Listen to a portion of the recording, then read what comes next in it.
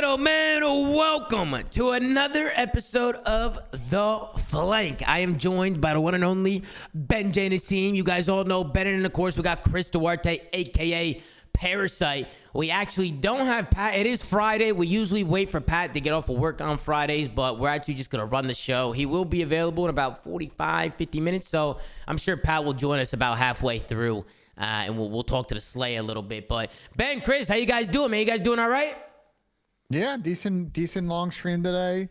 Vibing. Weather is great in Columbus. It's gonna be great next week when you guys get here. So did a little bit of walking today, touched some grass, and we thought today might be a bunch of 3-0s, and we had 2 series go the fucking distance. So that was pretty cool. Yeah, Chris, no. how did your day go? For sure. Go ahead, Chris. I'm in the same boat, bro.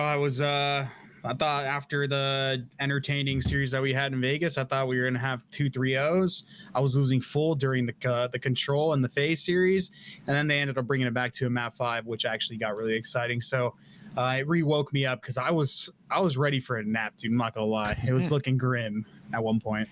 Yeah, I mean, we definitely had it was pretty fast day at COD. 3 matches today. We had some good teams going at it.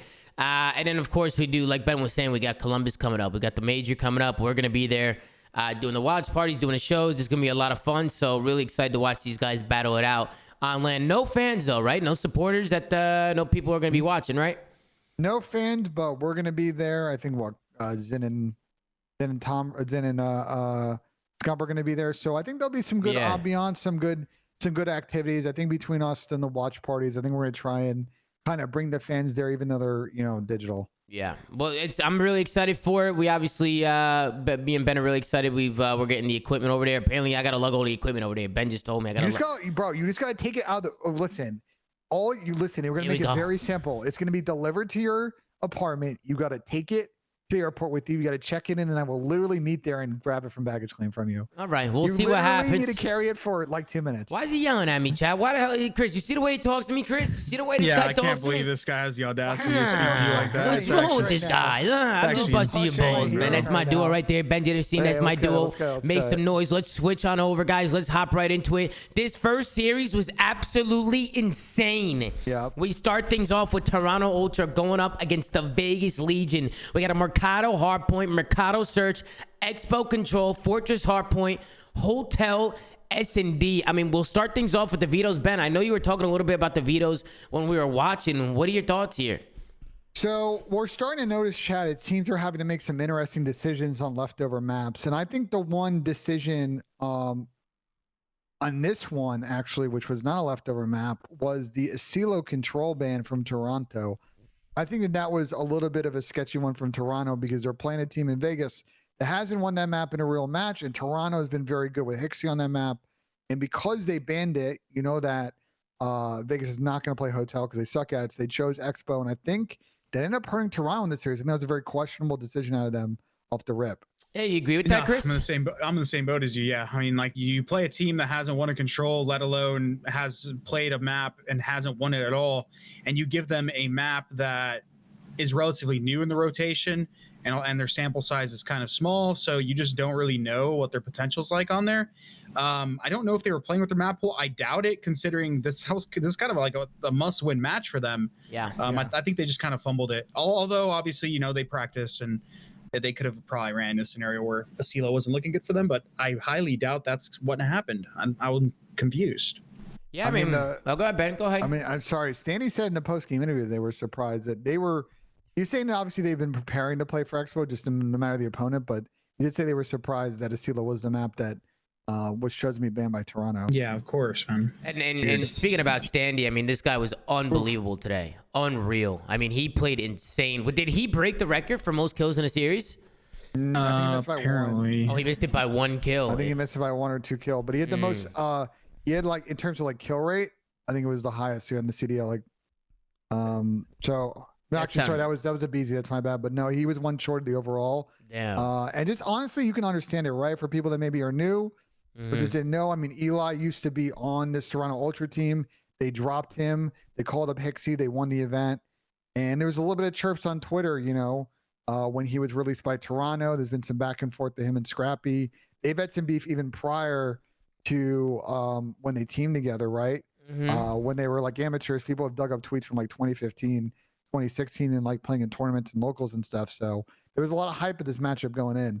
Yeah, and then as we get into the first map, we get into a Mercado hardpoint. It was pretty back and forth early on. They were kind of trading rotations. This is actually a big two-piece from Clay at the P5 hill. He was able to find two, and Vegas were able to close down on this P5. They end up getting a pretty big hold on this one. I know Toronto was able to get in there a little bit, but Vegas are actually able to chain this over to the P6 and lock down some pretty good time here. And as you can see, they get the scrap here. It's Clayster 12-9, 15-10 from TJ. Good to see TJ slaying out in hardpoint as well, right? I feel like TJ's been that guy for Vegas who has kind of been up and down in the respawns. I feel like if TJ can get to a level where he's able to put himself in situations where he can actually slay in some of these respawns and get a little bit more loose like he does in the searches, I can see this Vegas team doing really well, man. I feel like bringing Standy in was a really big pickup for them. I feel like it really helps a lot. I mean, I don't know what you guys think, but I feel like if TJ could step up his hardpoint game a little bit, which he did today in this first map, it could really help these guys out a lot. I think the entirety of this Vegas team just needs to step up their holding. Like the way I feel like this team struggles at times to hold hills, and they're just getting broken over and over. And then that's when they get, that's when they get put into these cycles where they just can't regain. And I know the personalities on this team, and you can even listen to it in their listenings. Whenever they start getting flustered, they just start playing worse. Like, and it happens quite a bit to them in respawns. Luckily, they're so good at search. They're able to like hit that quick regain button, but it worries me for them in a lot of these series where I'm like, okay, they have a realistic opportunity here to win this first map. Yeah. And they start trolling. Like you'll see it happen. In the listening, you literally hear it though. You hear it in the listening, but you're also pulling it up now. I think like this is an opportunity here, Tom, which I'm going to dive into it. They had a streak, right? They're in a position where it's the beginning of the hill. Yep. They have players on all sides, right? And the first wave is the most important, right? Because you can hit from multiple directions. You're not in a funnel. Yeah. And this is where you want to use your streaks. You want to take your time, and they don't do any of that. So you can go ahead and take over. I mean, I'm just surprised. I mean, I was definitely going to talk about it. I'm surprised they didn't use their streak at all. I mean, and I feel like that's where the frustrations maybe came from in the listening, because you can see them pushing through back alley. They're honestly working a pretty good pinch. They have a guy coming through middle. They got two back alley. They did have a guy garage who ended up getting taken down. That was Temp. That was Donnie. But I agree, Chris. They got to use the streak there. And I think it was Clay who said something in the listening. Let's tune into the Vegas Legion listening. They started tweaking again, folks. They started to tweak. Oh, yeah. Let's tune in and see how the Vegas Legion boys sound. Yo, honor V hop. What's blue? What's blue scrap? He spawned out. He's spawning out left. Blue step, Barber. Grab's going Barber. Close right. Weak man. He shot me out. Yo, we have a streak. I can streak this, okay? Go right. Let's go mid and right, bro. Let's not go. I'm gonna streak, okay? Dive across the other. One is Barber truck. Alright, one guy's Barber, one guy's back long. Two Barber, one guy's spawned Barber. One shot. One mid cut. Alright, one guy's mid on that. Right in front of you, Eli. I'll come. Garage. Standing over hill. He's Barber truck. He's challenging over hill. Barber shot me. Barber truck, one blue. And one's backed up. Go to green. Backed up, one shot. Go to green. Tag game. Go to green, man. Let's go right. Let's all go right. Each other right here. One guy's gonna be here. I'm going wide. They're probably playing it. All right, that's gonna do it for the listening. So you heard Clay sounded right. He's like, we have a streak, and Eli was like, yeah, I'm gonna use the streak. But the problem is, it's too late at that point. No, Chris, it's too late. Yeah, exactly. Like they were just tweaking. Like they're getting flustered. Then they just started to do stuff without actually thinking, and like. And then I hate the streak, Chris. And then I hate the streak after. Then he calls in a streak off spawn. Look at where they are off spawn. They're nowhere near the control. They have no control. Give them kills. Like they're just at that point they're hoping they get a kill with the streak, and it's not going to happen. They just hit that hill. The wave is going to be up. They're going to have trophies down. Like it's just such a pointless streak. And then they just couldn't regain, bro. Like they just stopped being. They started. I think they got like 30 something more points for the rest of the map. So and then they trolled heavy going into the last hard point. I mean, I definitely want to tune into the listening with Toronto Ultra. We'll see how these guys sound, because these guys were definitely common. So let's hear and see how Ultra sound. Okay. You follow me? No, I'll spawn behind them, bro. They're gonna know I'm here. Nothing long. You four going back alley on me, boys? You know. Got one. Okay, one's lane mid. He's going head trap. Head back alley. Hedge, close on me. I might be able to kill him, Scrap. One more back alley, 10. Deep back alley. I spawned here. They're gonna spawn back alley. He's outside the P4 door, Scrap. I need it. Stand it. Nice, I spawned deep. Nice, I spawned deep. On the hedge right now. Oh, no, dead. On the hedge. Two hedge. Send your hedge. That makes sense. I'm going. Really weak, close in the low door. Behind the desk now, really weak. I hit Nate on my time weak. But on the stairs now, it's really weak. Stairs. One's hedge after that as well. 3 mile stairs. Stairs dead. I'm top of the hedge, right side hedge, and there's two hedge. Two hedge, both weak. Okay, top of the two hedge, both, and then look for one time, bro. I was gonna do it for the listen for Toronto Ultra. Thought they sounded pretty good, a little bit more calm than the Vegas Legion, that's for sure. And then as we head into the last and final hill, this is where I want to kind of break down the Vegas Legion setup, because you're gonna see Clay. He actually dies on rotation. He's gonna spawn out. The streak comes in from Kleenex. That's how you properly use a streak. The way Ultra just broke that P3 right there. I thought they set that up perfectly. And you can see how Ultra does it. Look at the routes they take. Look at the routes they take when they're going into this last hill. I mean, personally, I think Clay needs to try and stay alive there, but it is what it is. Granted, they got the spawns. They got incredible spawns for this hill break. I'm not going to lie. They got a complete spawn across the board. Every spawn on a pinch, bro. Everybody spawned on a pinch. And you can see right here, I think TJ, he's able to find one. And then the streak comes in. Clay goes down as soon as the streak comes in. And then I don't know if there was trophies in the hill or not, but I'm guessing there was no trophies. But if there's no trophies in the hill, shouldn't Vegas be like, I don't know, maybe get out the hill, maybe go somewhere else? Like, if there's no trophies here, they're kind of chalking themselves here, no? Yeah, you have to Granted, there's not really much else there's not really else you can go, I guess. You have to play where number 8 is. It's your best chance of surviving. You just play in the door corner, because most of the time the streak comes in and it comes in through those windows up top on the other, and it's usually on the other side of the desk. Yeah. You know what I'm saying? No, I see what you're saying. But look at where number 8 is. He's still inside. Right. He survives. Yeah, if you don't have trophies, you have to play close to that door, and a lot of the time you'll live. Yeah. For anybody that's out there watching. Or suited right before the cruise landed, because you could see a trophy in the corner right there. I think the trophy might have broke down or something, because you could see it like as it goes down. You see it right there. You see it in the corner. You could barely see it, but there's a trophy there. And I don't know if that's inside or outside. I honestly can't tell. Yeah, I think that might be outside. That's not helping him. That's outside. Yeah, it's in the alley. That's outside. It's protecting Donnie where Donnie is. Yeah. You see right there. But a great break from Toronto Ultra. I like that they set it up. I like how they worked the pinch before using the streak. I mean, that's what you want to do. You want to get set up. You want to get close to that hard point before the streak comes down. That way, if the streak comes down, you get a kill, you can pounce, and you can make a use of it instead of just kind of blowing it and doing nothing with it. But I mean, Ben, any final thoughts on a map 1? It was a back and forth map. It was a pretty good map.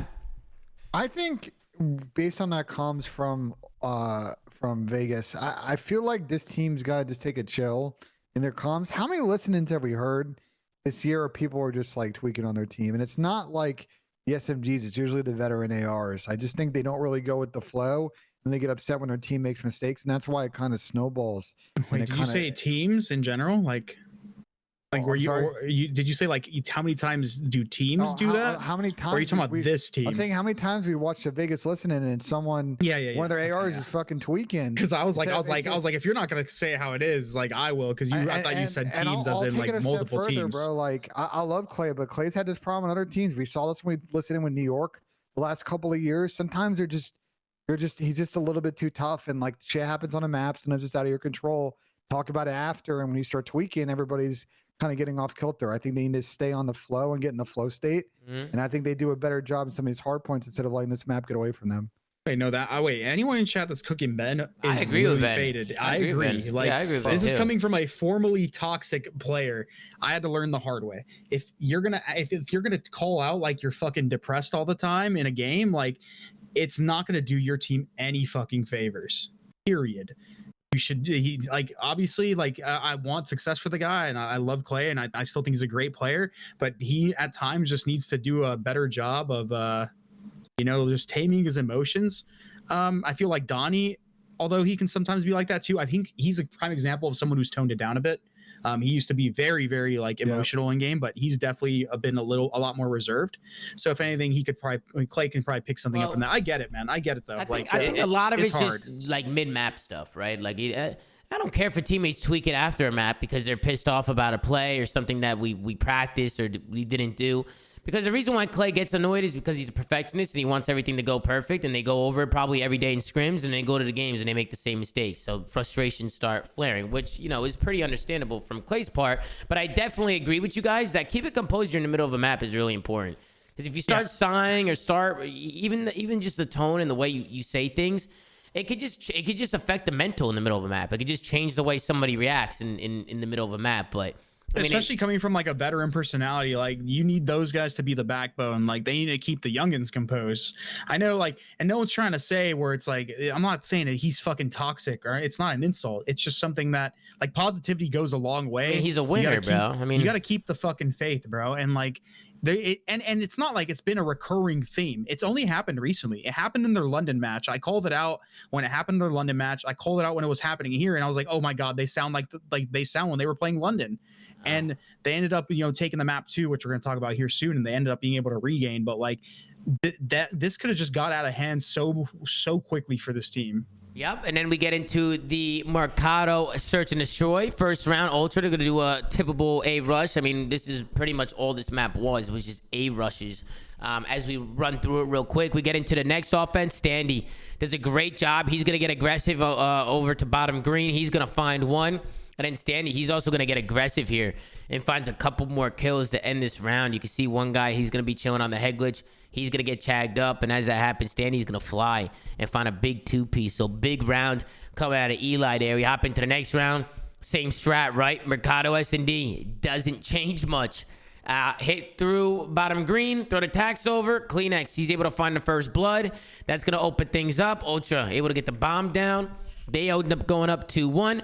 I actually like the play call here from Vegas in the fourth round. They're going to switch things up. They're going to go to the B side a little bit, and they're going to use their numbers here. Standy's actually going to have that bomb. And Insight, he was making the plays. He was here early. He was able to make the comms to his team. But you got to give it up for TJ and Donnie here. I thought they played this 2v2 really good. So it's a 4v2 situation. And then you can see everybody falls. TJ finds two. Big two-piece out of TJ.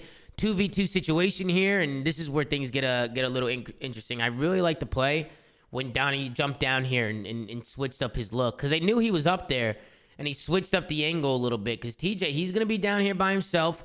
He's going to find one, gets traded out, but because Donnie switched up his angle, he had no idea where he was. So I thought that was a really good play from Don Donna right there. So shout out to Donnie.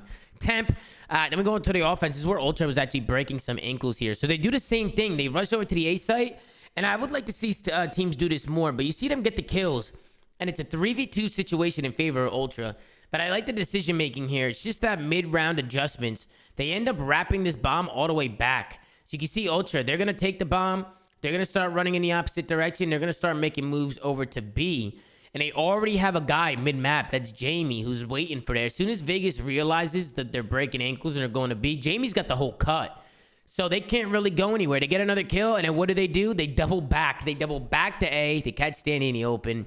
Thought it was a fantastic play from Ultra right there. Just breaking ankles, keeping Vegas on their toes. The Toronto Ultra special, Tom. Yeah, no, breaking ankles. Yeah, it's a special right there for sure. And then we get into the seventh round here. I thought this was interesting. I thought this could have been clutched here. But unfortunately, he doesn't get hit by the stun. So you see Standy, he throws the stun out, but it doesn't connect. And I don't know if it went behind the wall or what, but then Standy, he's going to get on the bomb.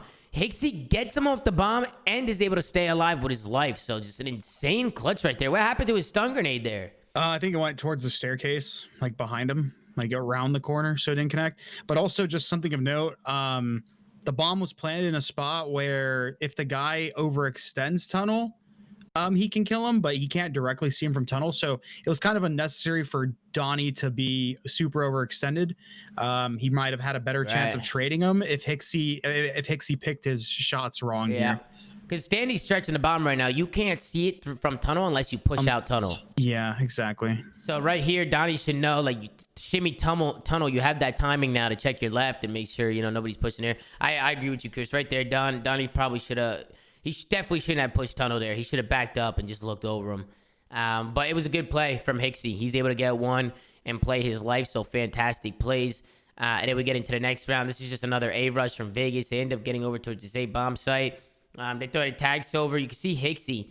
He was actually the one guy that was there that was going to disrupt their push. He finds one, but he's instantly traded out by Donnie Temp. And we're here in a 2v2 situation as well. You can see Scrap. I think Scrap wanted to push up there and help his teammate. And he ends up getting caught there. So Jamie left in a 1v2. He's all by himself. He's gonna fall from Donnie up top. And then we go into the 4v4 round, which I thought was a great round from Vegas. You can see the bomb's going to go down here. B-side, 3v3 situation. It's a retake here. Anything you would have done differently, Krista Ben, if you're Toronto Ultra? They end up losing this round. Vegas were able to retake this. Do you think it was a setup? Do you think it was just a good play from Vegas? Because Standy just walks right up the back alley and kills a guy right behind the wall. And then he finds two. Last guy's up top. Hold on, back up. Why? Hixie was just sitting on the bottom the entire round. What is Hixie doing, brother? Yeah, I don't know what they were doing.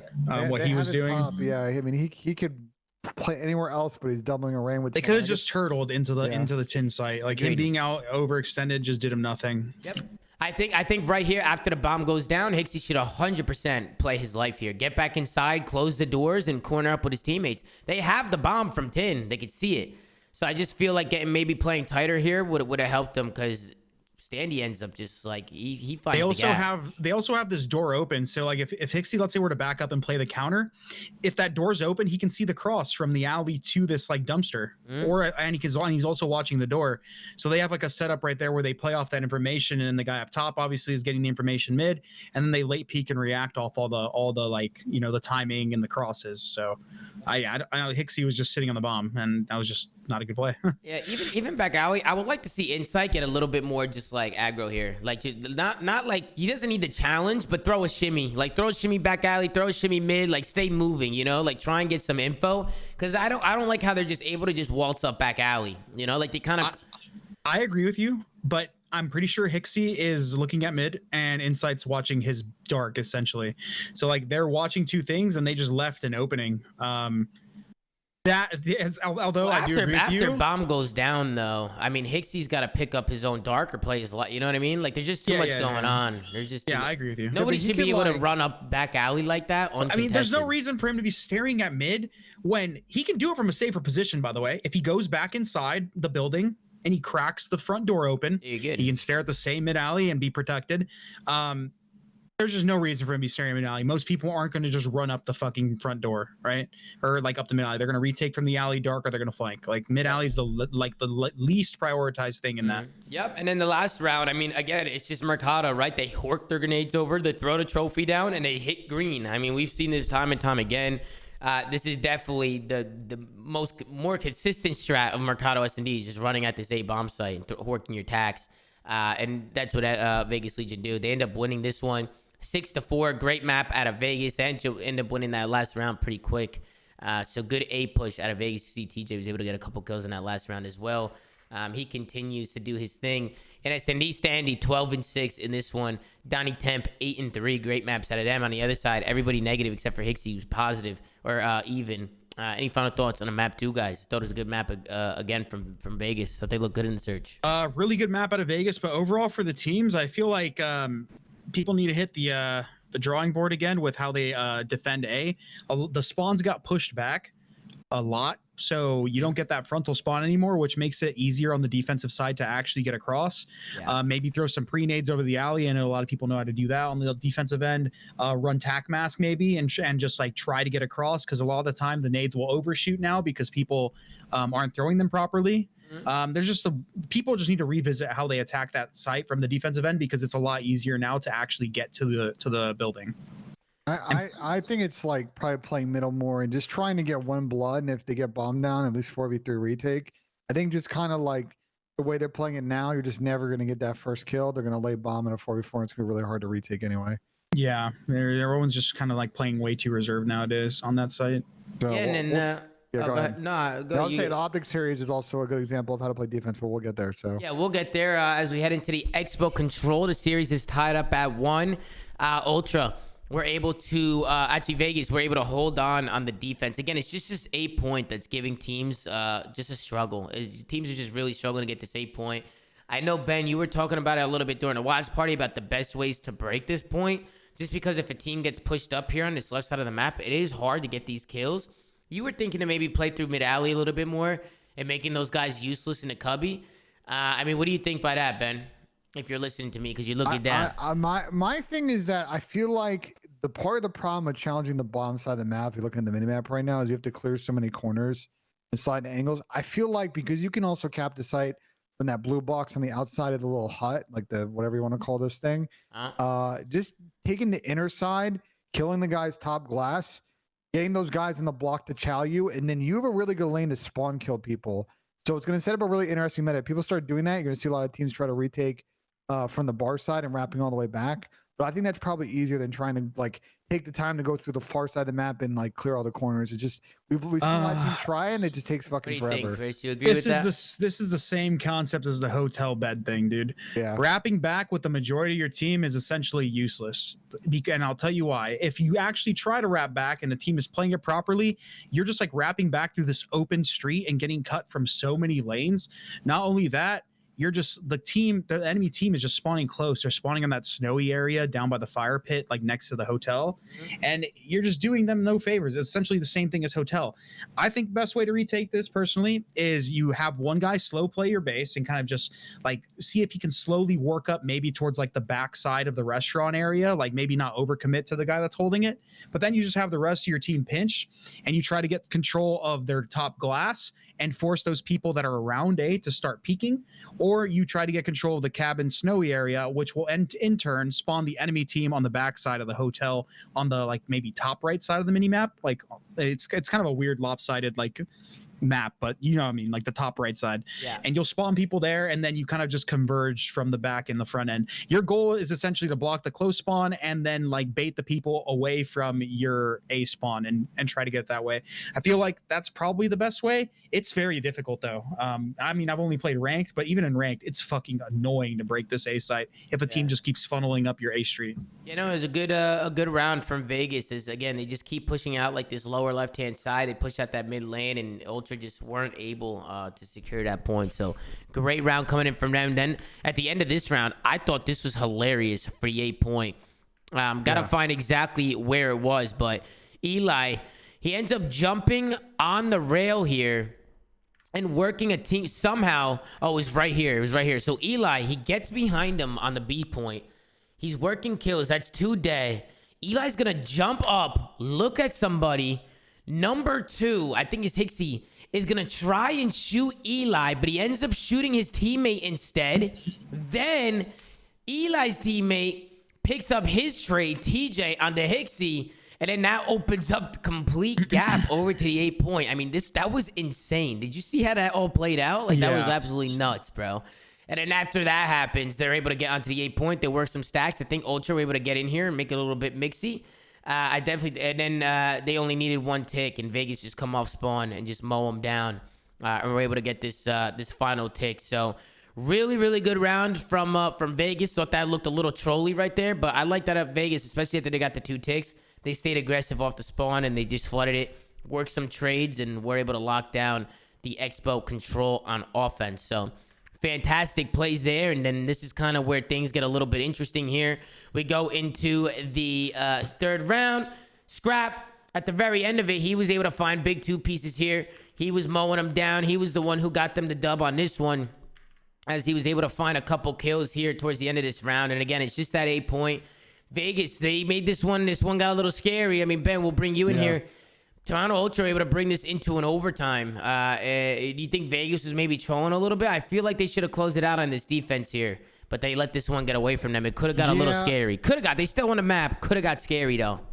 I mean, it seems like they lost track of Toby. Like, they weren't looking for him. They had no idea where there was. There wasn't anyone trying to go find him. And then when he died, they just wrapped middle. And again, what we talked about, it like they were able to sort of play trades from there and win. So I don't know if that was a comms issue or they just kind of wanted to get in their setup. What was the round where 2 piece from Scrap here, by the way, to break the 8 point? Was it this round or the next round where like they didn't kill the one guy on the point behind the little tree and we were like saying trade him in the watch party and like the guy couldn't see him because you know what I'm talking about? Is it this round? Yeah, no, I think that might be. Is it the next one? Yeah, it might be the next one or the overtime maybe. I'm not too sure, but I know what you're talking about. When TJ was up top. Vegas fucking trolled that round, and I was like, oh no, they lost. Might have been this one. No, I think they were on a defense when. No, they were on an offense. They were on offense. Oh, they were on an offense. Yeah, because they lose this. It was this round. Okay, so we go into the 4th round again. Vegas able to get the B point pretty quick. And then this is where things get interesting. Right there was insane. You can see Standy, he was able to get on the point. There's 2 guys for Vegas on that point now. I feel like I see what Donnie's trying to do. And Chris, I heard you talking about it in the watch party, but when you're snaking those front boxes there and they're coming from top windows, because those guys up top have the angle, they have the height. It's dog shit to snake it. Yeah, snaking doesn't really do anything like it did because of the angle. It just, you kind of get shredded. You can see Donnie. Just stay down and peek one of your left and right angles prone and just hope they like don't see you on that box and like they just give you a freebie. The snaking, and then Clay is also looking technically at those angles. So like they just had this whole like side of the map like completely open, and then it just like it's right turns here, into by this. the way. So right here, I do agree that TJ might not have seen him here, but you know he's on the front side of hill, bro. Like, you know he's here. Now, I don't think TJ can just jump out because maybe somebody's got his cross, but I definitely think Vegas should try everything they can to trade this final guy, man. I mean, that's a clean wipe. Last guy is 1 shot on the point. Even if the guy on the point just throws a shimmy real quick and kills him off the point real quick, but then he risks dying, obviously, from the guy on top says they windows, were lagging, by the way, which is... That's what he was saying. Otherwise, he would have gotten the trade. We tried to get a replay of the round. Legit started skipping for 20 seconds. You guys are tweaking. That snake is OP. We were lagging mid-match. I promise you, I'll get 3 there. No lag. That's what he said. That sucks. They were lagging, bro. I don't think it's that OP. They just have they can shoot through the top corner of the box. Like, you know, like the box is like this. They can shoot through the top corner of it. So when you snake, if they just pre-fire the angle that you're snaking at, they're probably going to kill you. I mean, regardless, I think that last final guy just needs to be traded. That last quicker. final guy needs to be traded, yeah, because like the guy's on point. If he's in the showers, there's only one place he could be on the front. If T just like looks at it and the guy overpeaks him, he's gonna get a free kill there and probably wins them around. Yeah, and I'll be honest. I mean, Hicksy completely bailed him out. I mean, Hicksy went absolutely insane to save that point. And you can see he ends up doing it again as well. He's dropping back. I mean, they just had a hard time killing him. Got to show Hicksy some love in this round because he was going absolutely nuts over towards the A side of the point. You can see that when he was contesting and they didn't trade him out, that led Toronto Ultra to the victory of this round as we go into the overtime. Fantastic plays. This was hilarious, bro. This round was absolutely insane. So we hop into the overtime. It's Toronto Ultra, honestly, who get a really big break here. If you're going to cap A, doing it off the break is definitely a way to do it. If you could get a clean wipe off the rip, you can work a full stack. You can get that 8-point quick. I definitely think a lot of teams are going to break off A initially. Yeah. I've seen a couple teams, I think, like actually go. I think Vegas did it once this game. I can't remember. Going B is cool because a lot of time you'll get it for free and you'll have a lot of time. However, getting control of this A spawn is very difficult to get, as we talked about earlier. And I think if you break off towards A, as long as you don't go 4 dead and give up control of the bottom left side of the map where that spawn is, you're going to prevent them from blocking it and essentially spawn your team closer towards that side of the map, so giving you more opportunities to hit A. So I think at least hitting it off your breaks is probably your best bet at getting A most of the time. Yeah, so now Vegas are left in a situation where, you know, they have to hold this B point for like a minute and a half. And I thought this was hilarious. Clayster, he gets pushed up after a big 2-piece. Boom. Banks a frag grenade off the wall. His teammate goes down. Boom. 2 dead. But don't you worry, because Clay, he comes off spawn. He takes the long route, and he makes up for it, ladies and gentlemen. There's 1. There's 2. There's 3. It's Clayster, who's able to find 3 kills. I think he also spots this last and final guy over here, too. Backs him off as well as he pegs him with a frag grenade. But fantastic plays out of Clay. After he gets that 3, he bailed him out. Over, basically. Now, after Clay gets that 3-piece, 30 seconds left, Vegas just keep the pressure on him in the spawn. And there's so many random corners up here by, like, this top lobby area. There's so many different spots. There's so many corners. There's so many crevices. There's so many things to hide behind. This is absolute hell if you're Toronto Ultra. And obviously, their lives are slowly dwindling down. Vegas put so much pressure on their spawn that they were able to dwindle those lives down pretty quickly. So Vegas were able to win a control. Ben, what are your thoughts after the map 3? Vegas finally taking control. I know the Expo was probably a little bit of a troll from Toronto Ultra, or what? I think letting it in, yeah. Or maybe they should have just banned Hotel and forced Expo that way. But you know, for me, when it comes to Vegas, you know, Clay has talked about how, you know, it is an opportunity for them.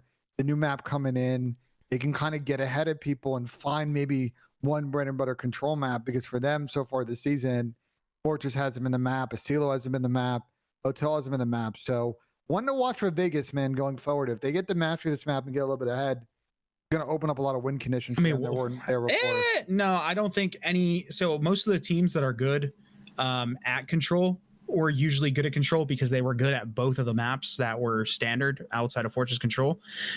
This being in the rotation, this being good for them, yeah, it's cool if they're playing a weaker team that doesn't have another control leg to stand on.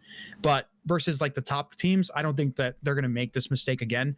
Until Vegas can win a hotel or a Silos or multiple of those, you're probably not going to see this map in for the rest of their matches unless the team is just horrible at one of the other game modes. Yeah, that's what I'm thinking. Also, before we move on this map, I'm going to defend Clay here with that nade. From a person that plays, the throwable physics in this game when it comes to bouncing off surfaces is so fucking ass. The amount of times I've thrown a nade at a slant, it's like a slanted wall, and instead of it bouncing off like at a diagonal like corner, it comes back and it hits me in the face. And I'm just like, dude, these fucking nades are horrible, man. Well, to get into the map number 4, we get into a Fortress hardpoint. I mean, Toronto Ultra had rotation to the first 3 hills. I mean, they start on good side. They were able to get some good time on a P1 and P2. Going into the P3, they end up blocking a lot of time here. I think Vegas was able to get in for a split second, but Toronto Ultra, they build themselves a little bit of a lead. And then we go into the P4 rotation, and this is where Vegas, I feel like, maybe a little bit of a mistake here. They had them pinned, but they end up getting broken here. They don't realize that Kleenex gets out the spawn. They didn't trap them properly. You can see Kleenex. He's able to sneak out before anybody from Vegas gets there. And I think Donnie reads it. He knows he's there, but he just kind of gets bad timing with that L trigger. He's ended up going to fall to Kleenex. He makes a good play, and that's going to open up the map. Right now, Toronto Ultra, everybody from Vegas needs to dip back. They need to try and get these kills out of their spawn, and that's going to allow Ultra to rotate in. What do you think? A little bit of a troll there from Vegas? I feel like that's a hard point. They got to keep Toronto pinned in this P3 here, and they got to hold this P4 hard point here. They didn't set this up properly.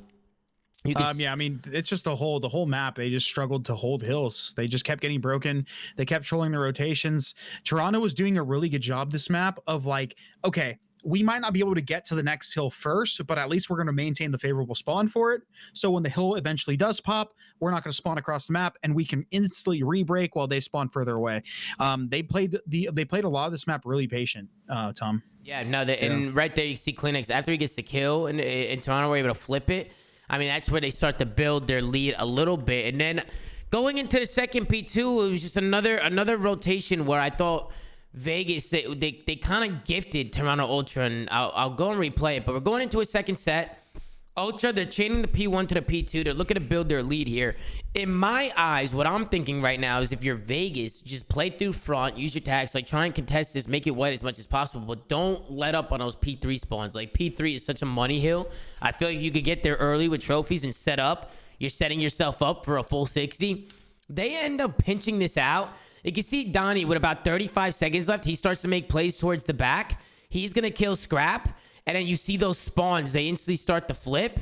And then right there, I was like, I don't know if that was the best play. I don't know if I really like the pinch there. Because the minute they hit the back there, Ultra now, they can keep this hill white. They can fight it through the front.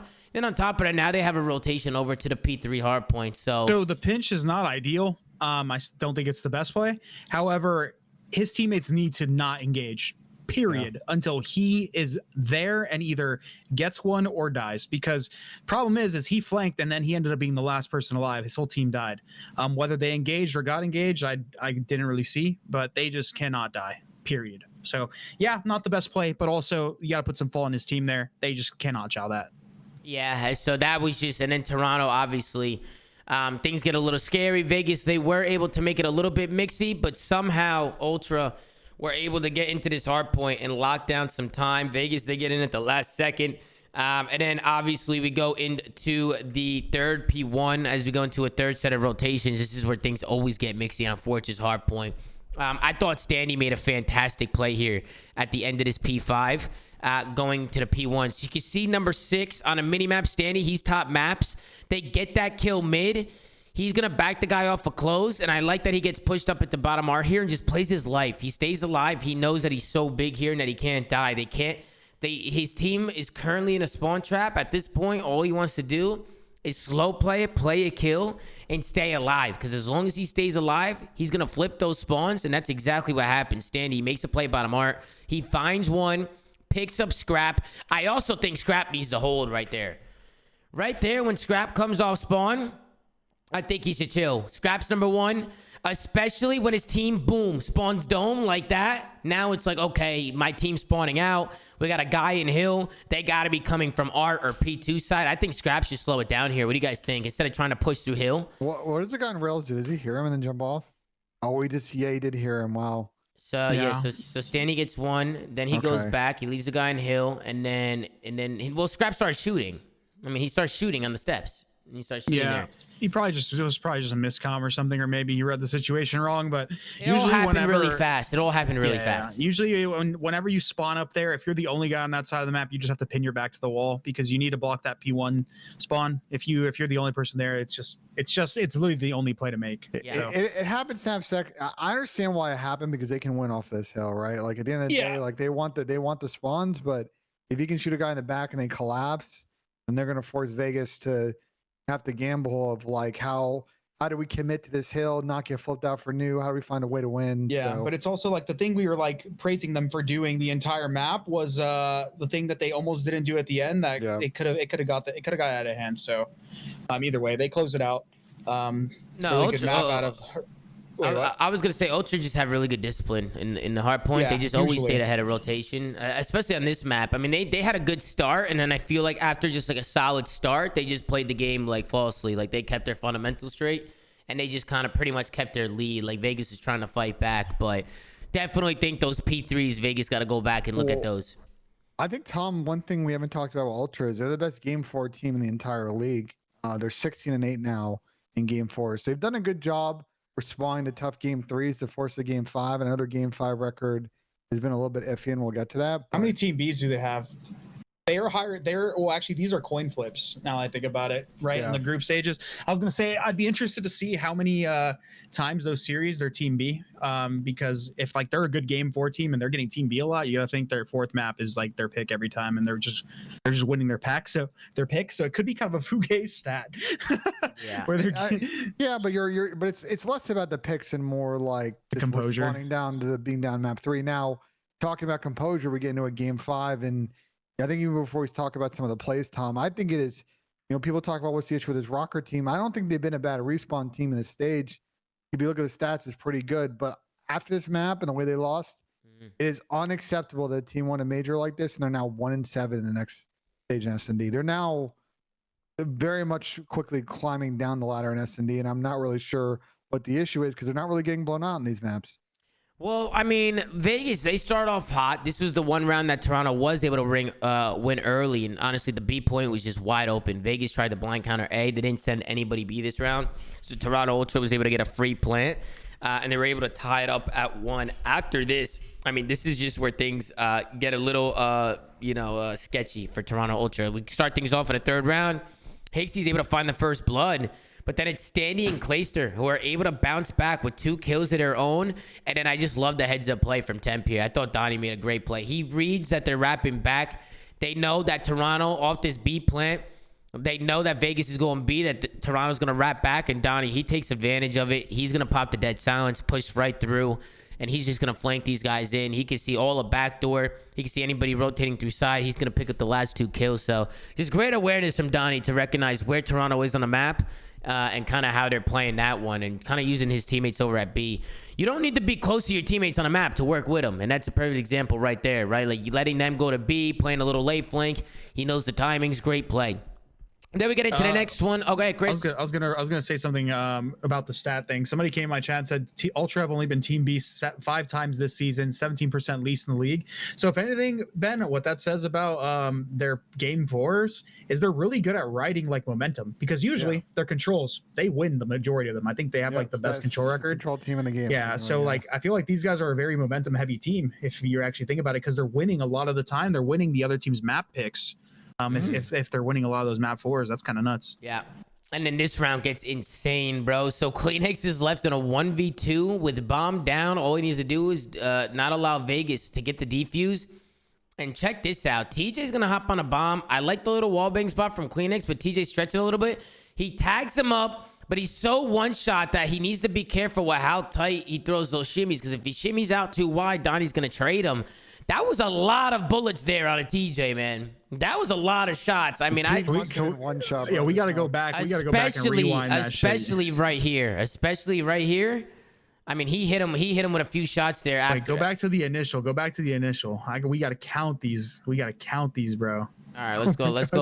Yeah, let's go back to the initial here. Let's go back to the initial shots, bro. This is interesting. Let's rewind it. Okay, we'll go back to the one. We'll go back to the 0.5. How you doing? So TJ, he's gonna fall right. Or no, sorry. TJ's gonna go for the bomb. It's Kleenex by himself. Let's see how many shots Kleenex puts into this guy. So TJ, you see him inching up. First, Kleenex tries to shimmy and get shots on him. He's not even there. Try to predict the bomb defuse. And then he tries to obviously wall bang him here. Yeah, no, I can only skip 15 seconds at a time. You're good. Take your time. It's okay. I actually want to count how many he did here. So 1, 2, 3. He hit like 3 shots, like 3 solid shots there. Yeah, that's 3 for sure. And then I think he's hitting through the wall too. I think he's hitting through the wall. That's 4. You got some that's 4. That's 4, maybe 5. You know what's crazy? It looks like he did eat, but like at that range, the Vazov obviously is going to kill that hard, especially if he got a wall bang. But I think Donnie like hitting him caused like flinch for him to like miss like more than he probably would have. Maybe Donnie did tag him. Donnie was on him. He was definitely tagging him up. So Kleenex obviously had to throw some really tight shimmies. He couldn't just wide chow. And Tom, before we move on, so it's 3-1 right now, right? 3-1. Don's got the streak. About to be 4-1. This is a really quick round. But not even before the 4-1. Don had this streak for how many rounds after this? He had, I mean, 3. Yeah, but to be fair though, if you're Donnie, you're just winning round after round after round. Like sometimes playing around a streak can kill that momentum. Like they probably just don't want to change that. As they started to lose rounds, if they started to lose rounds, they should have called it. After they started to lose a few rounds, yeah, I definitely think they should have got the streak out a little bit earlier. But I can understand why he wasn't using it right now. Just because everything that they were doing was working. It's not easy to get streak kills on this map.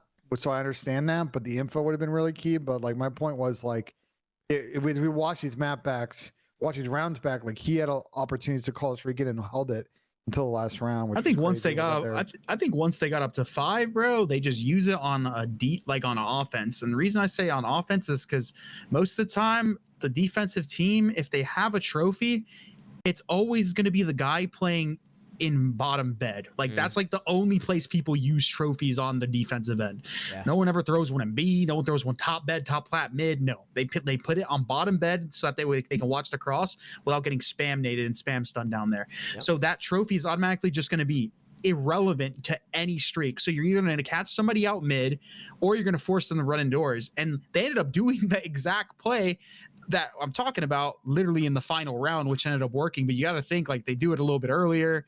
They might be able to close out something like that sooner, or at least I don't know. Yeah, I don't really like the fact that they held it either. And then Standy with a fantastic clutch, and he starts shooting bodies, and I think everybody's like, "Oh no, he's shooting bodies." But you know what? They're up 5-1, so even though he's shooting bodies, there's no way in hell that Toronto Ultra bring this back. And that was not the case at all. This 1-5 map ends up going all the way down to around 11. Start things off in the first round. I thought Hixie and Scrap, well, not the first round, but the first round to start the comeback. Hixie and Scrap, they shut down the B push here. Hixie's going to get one. He's going to put some shots down into another. Scrap's going to find him, and just like that, we're in a 4v2 situation. Make that a 1v4, and Clay's by himself. He goes to the last second. He's not going to be able to do anything. Then we get into the 2-5 round. This is just a default 8 push here.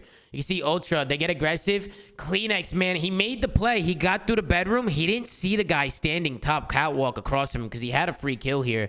But as you switch, he didn't see that guy up top. He gets no aim assist on the rails. He's going to fall. And just like that, Toronto Ultra were able to get the bomb plant down. So Kleenex, he goes rogue, but still a 3v3 situation. Donnie was the one with the streak, right? Yeah. So remember I said, I was like, because you said it would have been nice for them to streak. They couldn't, because as soon as Donnie died when that guy flanked him. He died. They couldn't call on that round. Yeah. I like the next play. It's a good counter to like camp bed strat on Detroit. I tipped that obviously he got traded, but they were able to win the round after that. I think they overcomplicated this though. I said during the watch party, but they have a streak.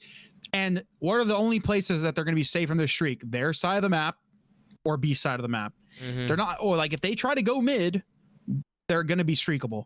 Why do they not just do a standard setup where they do the one guy kitchen, they do the one guy hot tub or mid, like spotting it, and then they do the double setup bed. Like just prevent them from getting, like they have to play bed denial and like a bomb like cross. Like if they let them get across bed for free, and that's like their win condition, is like if they can get bed for free or get to B and just like overwhelm the guy, that's their win condition on these rounds with the streak in the air. So why not play for that, like to stop that win condition? They just, them stacking mid right there was just kind of not the best play in my opinion in that round. Yeah, and then we get into, it's Ben. He's lagging. He's fixing his stuff real quick. But then we get into the next round. It's the 3-5 round. Now everybody's saying 3-5 curse. Honestly, it's just Ultra. They're just working picks. Ultra works some picks here on the defense. They end up slow playing it. I like the play that TJ tried to make. They're down a man, so I think he should try to get active and try and make a play on a map. But Toronto Ultra, they sniff him out. TJ can't go anywhere.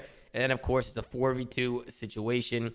Donnie, he's left by himself. They get mowed down on the site. Boom, boom, bada bing. And then everybody's sitting here like, oh my God, Ultra's about to do it. Then we get into the next round. Ultra, they're going to take this bomb over towards the B side of the map. TJ just get caught sleeping a little bit here, man. I think he was just why. He throws the stun out. I think maybe he panicked, didn't really see them, and he had his knife out. He ends up getting caught. Wait, hold on, wait. Pause. I want to see if we can see TJ's silhouette from his spawn. He said that he had an assault rifle, and when he ended up swapping to his knife and throwing the stun, he had a sub in his hand. He tweeted that. That's what he said. I want to see if there's a place where we could see his silhouette and see that he had a sub. If he had an assault rifle, is that here, from days? If he had an assault rifle here and then threw him with stun and had a Vaznev after that, that would be absolutely mind blowing, bro. If that's I don't know. It's kind of hard. It's way too far. Wow, this guy's fucking camera's gone, bro. Now the cameras are all fucked up. Yeah, he's lagging out. His internet's terrible. He's all over the place. He said he's gonna reset his internet and come back. So get a Len in the chat. Oh wait, he said it was troll. He was trolling. Len Productions. Oh, never mind. Oh, he was trolling. Oh, okay. I thought he was dead serious. There's no way bro. He was dead serious. Oh my God. I thought he was serious, but we go into this final round. TJ gets the knife out. Ultra is able to get the B bomb down. You can see here, they start playing some corners. Vegas can't really get on there, and just like that, we're going to a round 11.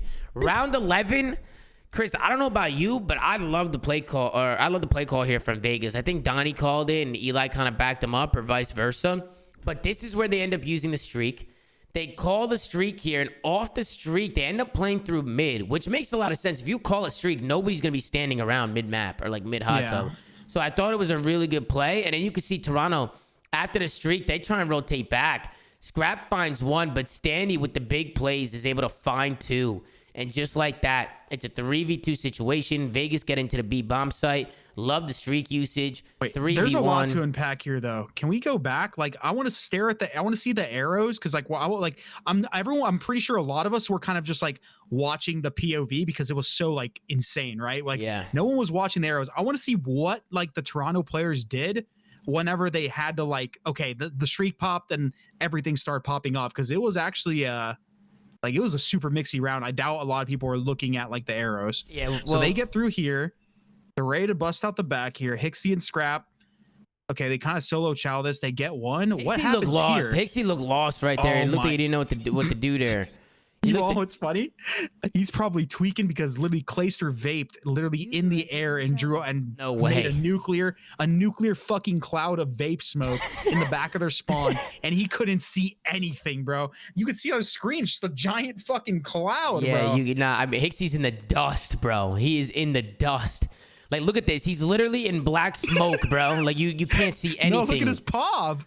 What is this? I got in a war zone, bro. Fucking war zone. Yeah, I would lose absolute composure, bro, if I was in the mist like that, bro. Clayster needs to stop vaping, bro. Actually, it helped him right there. Dude, Clay literally blew fucking fat clouds in his spawn. Hose, bro. Some big ass. And you can see Eli letting him have it, throwing up the L's, telling him and then you got Donnie Temp cheesing as always, laughing, having a good time. And then the struggles for Toronto Ultra continue. I mean, Ben, now that you're back, I mean, Vegas Legion, they're able to clutch up the last round. They used the streak flawlessly. I know you wanted to see them use their streak. They used it in the last round. They do a good job with it in the last round.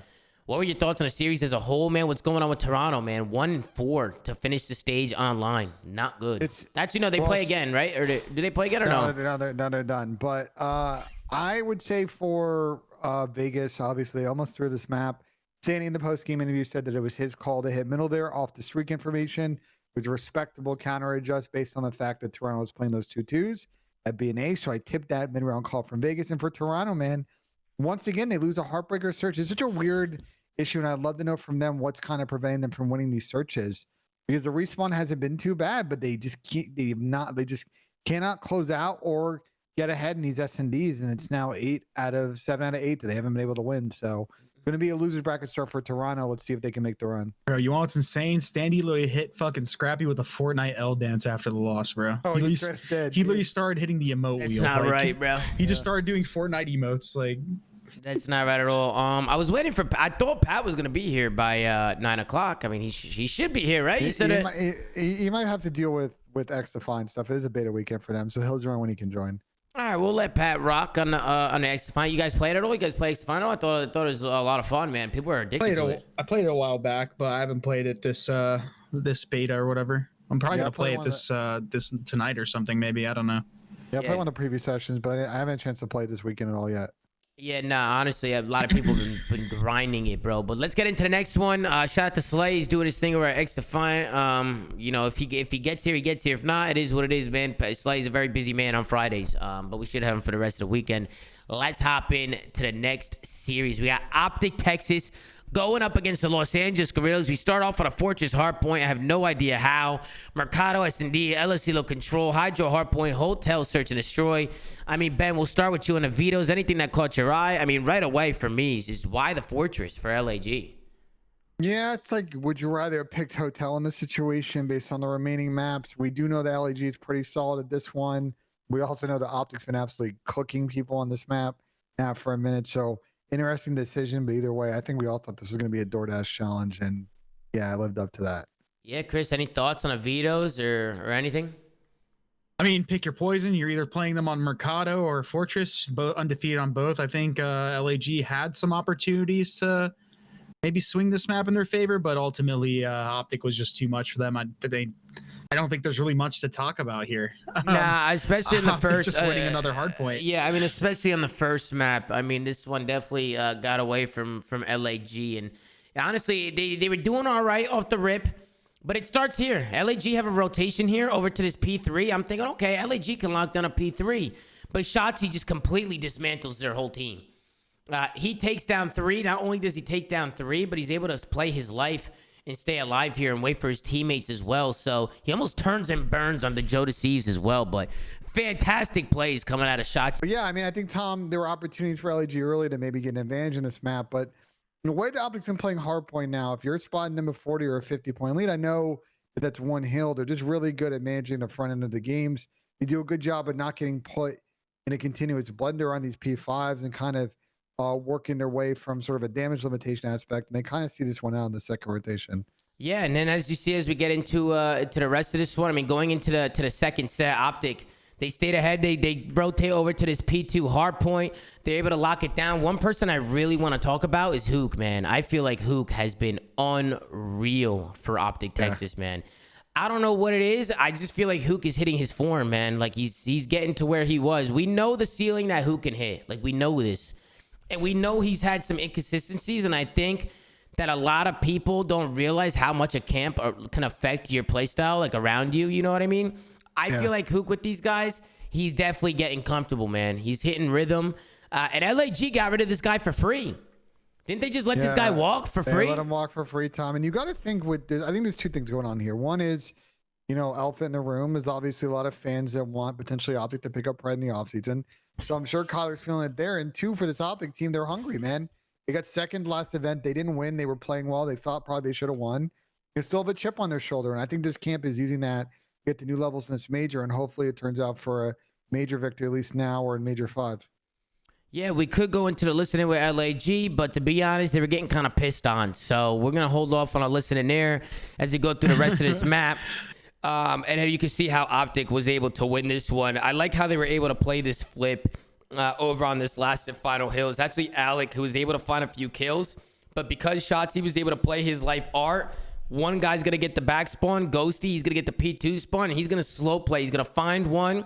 He's going to play his life, and I love how OpTic, they get out of that dome spawn as fast as possible, and they flip the spawns on their way. Shotzzy 30 and 23, 22 and 16 from Big Brucey. Again, don't know why LAG played him on a Fortress Hardpoint. I feel like every time we watch OpTic play Fortress Hardpoint, this is just their playground. Like, they just run around on this map and just get the job done. They're It's really the same thing on team. Mercado though. Like both those maps are kind of iffy. Like I feel like you just have to pick your poison with this team. The one thing I will say though about Huke is he's been playing better and better every stage. I said this while watching, pretty much every single one of OpTic's matches. He's just been improving. Like his ceiling's just been like rising and rising. The one thing I will say is he's got to do it on LAN. I think he had one really big standout series, and although they all contributed to the them getting to that grand final at their major, Huke and Ghosty I think were probably on the lower end of the consistency factor in terms of stats. So we need to see Huke have these pop-off games on LAN. I think if he can continue this form that he plays at online with the rest of the team playing well, these guys are in contention to actually potentially win an event. Like I don't think any of us were saying that prior to their major. We were all kind of iffy on that roster, and then they came up to the major, they turned up, and they've really been able to find their form ever since then. So hopefully they can keep this up, because they look like they're in a good spot going into this next tournament. I'll say, Chris, I just looked it up, looking at just major 3 stats. Collar stats are actually pretty good. He had second highest engagements on his teams at a 103 in hardpoint. He had a 1.1 in search, second least first bloods, but he was definitely active with at least 0.75 kills per round. Yeah. Control is where he struggled. He had a 0.9. But I would say that Dan was the one that struggled statistically. I think Kyler actually played really something. I'm more so thinking about like the way he's playing now. Like this is like level right now. Bro. Yeah, that's why I'm saying like it's like it's kind of absurd. Yeah. Like if he can keep this up at a LAN event, and like bro, these guys are literally like, dude, they can't lose hardpoint right now. It's looking too good. And it's key because I think that they're looking like the best team for sure. They're looking like, I think, the best team if they can make this happen in LAN. I mean, they still have stuff to work on, but it's nice when you can just get out 1-0 in a series and you kind of front run and play your best tactics from that. And I also love the way the OpTic push them up. We're watching this Mercado S&D right now. We talk a lot about like different ways you can play a defense. Yeah, sometimes the team hits a house, they use their aggression, but I like when they retake middle. I like when they use the wallbang spots. I like when Shotzzy kind of plays lone B and flanks through.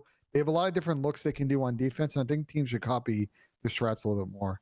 I think a big key as to why OpTic has been having a little bit more success on their defenses is a lot of people, they try to race into the house. OpTic, instead of racing into the house, they suffocate it. They get people onto the bomb site. They make sure nobody hits tunnel and hits the blind spot. But once they get onto the actual B site, they kind of let the people that are in the house do their thing and bait them out of it. And I feel like that's why they're pretty good at defense on the A side of the point.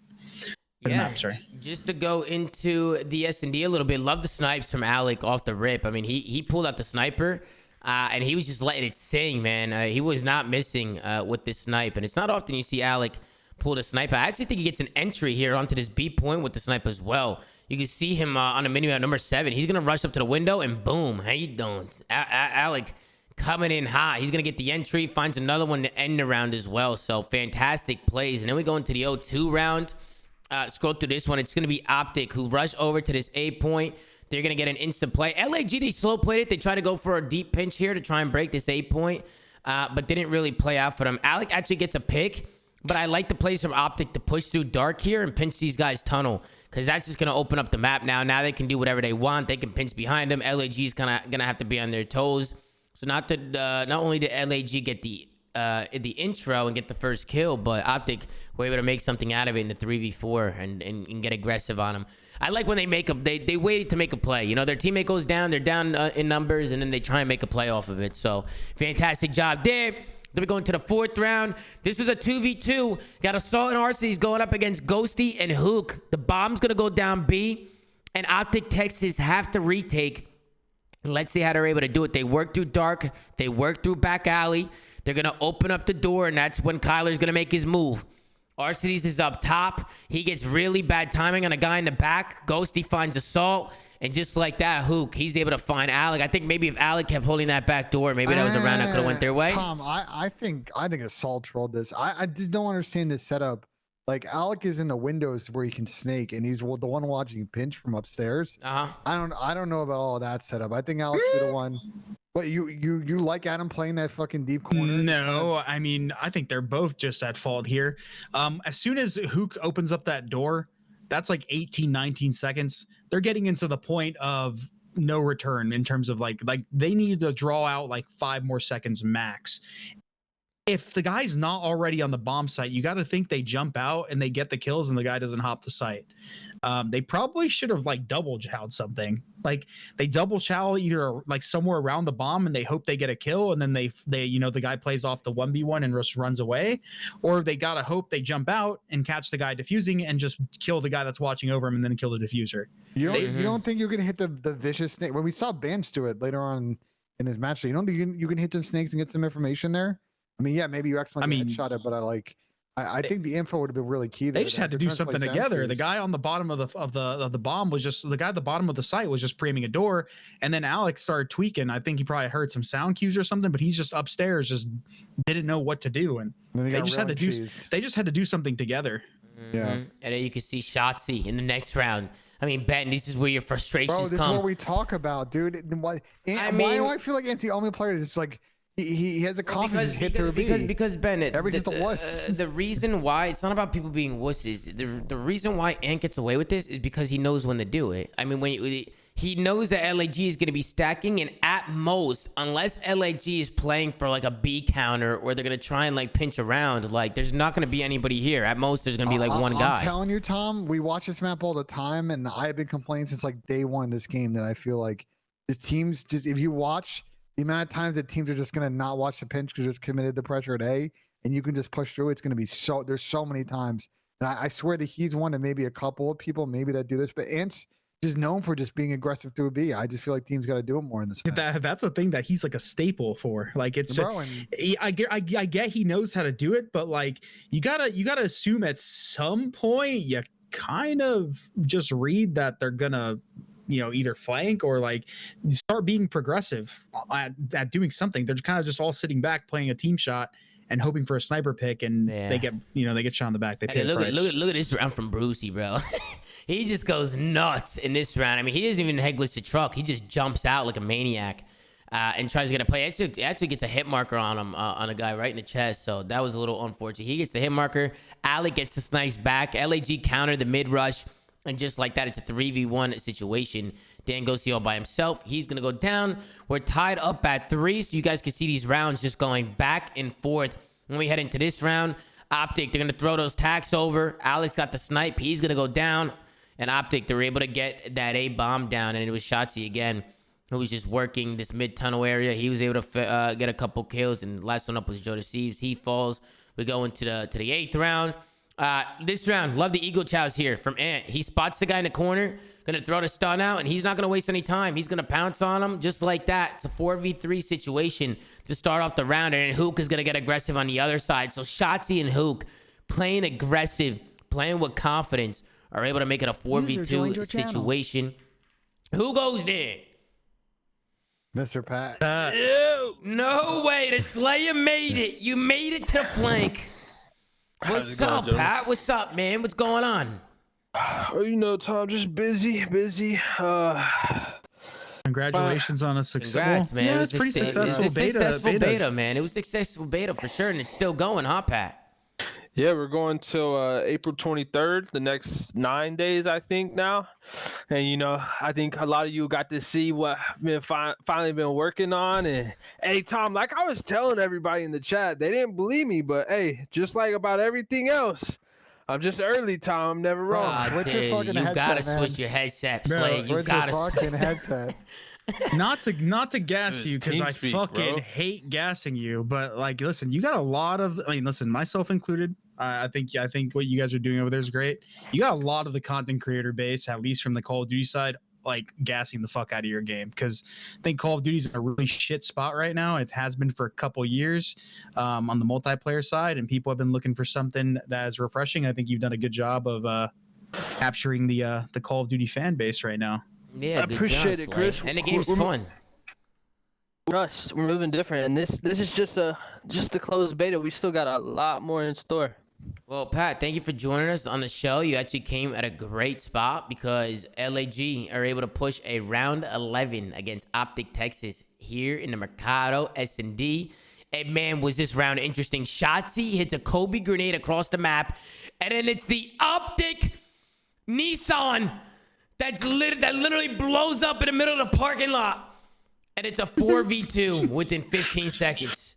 Optic got a history of that, bro. I was on the receiving end of that before. It's That's the car. I don't know what happened here, but the car just randomly blew up, and LAG, after a nade and a car explosion 15 seconds into the round, they're Can you already back sitting at up? a 4v2. Sure, no problem, Ben. I want to see the nades that they throw off a spawn that hit deep alley like that. What are they? How do they line these up?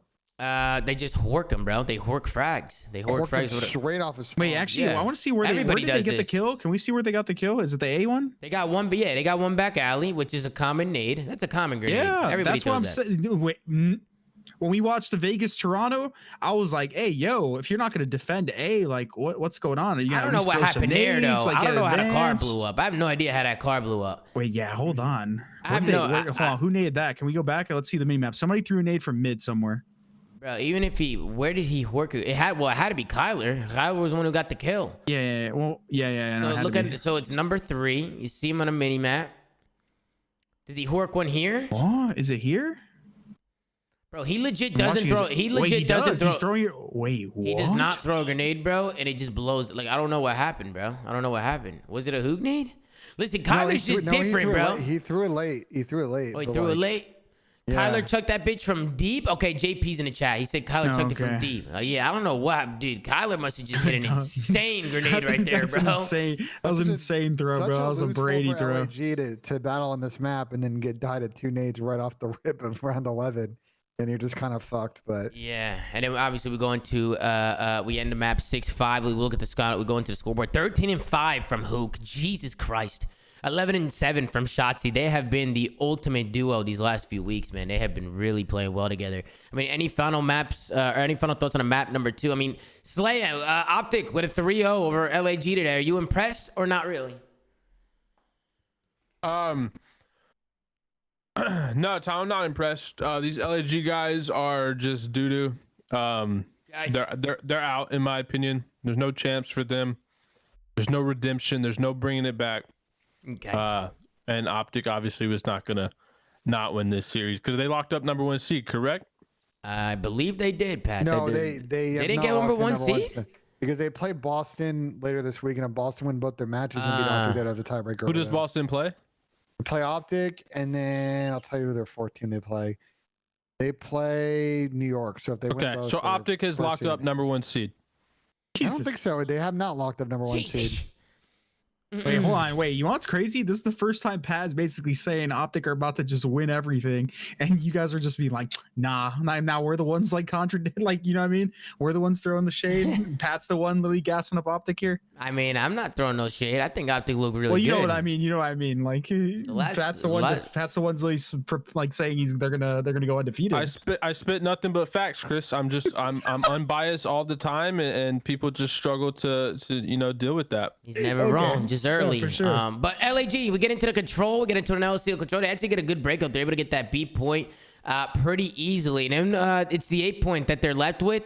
OpTic do a really good job clutching this up. It wasn't enough because LAG ended up winning this round anyway. But you kind of see how LAG was about to win this round, and OpTic, the swarm comes in, the green wall comes in, and the pinch is there. OpTic were able to break it. I thought this was an opportunity here where OpTic might have been able to win the round. They just need to win these fights here. It's going to start with Huke. He's going to fall. And then you can see LAG. Love how they take some routes here. Instead of just hitting through the front, they end up pushing through mid. They go around through checkers, and they end up trying to break. Ben, we were talking about this thing. Kyler maybe should have played a corner there and just hid and let them run by him, especially with the time. Like, use the clock to your advantage. He's going to fall in the pinch. His teammate falls around him, and now Ghosty, he's left by himself on a hill with Shotzzy, and they're the only ones there. And Assault and Exceed are able to close this one out. Huke, he's able to get to the point, but his teammates are spawning out. LAG get the cleanup. They win the first offense. It's big plays there. And then we go into the second round, and it was OpTic who were able to get A initially, which looked more like a normal LLC round. They get A. And then it was just LAG. They ended up going up 2-0 on the defense here. They just do a good job holding top AC. They hold middle control. I think this is the one time where OpTic was able to get some kills and get on this point, but they don't have a lot of lives left. Brucey was trying to do everything he can, and LAG were able to win the defense and go up 2-0. So LAG, they go up 2-0, but it doesn't last very long for them as we go into to the third round. OpTic were able to hold on defense. They're able to win one. Let's go into the listening with OpTic Texas to see how the boys are sounding in the defense. This was the first round they won. It's the first listening from OpTic on a series. So let's tune in and see how the boys from OpTic Texas chant.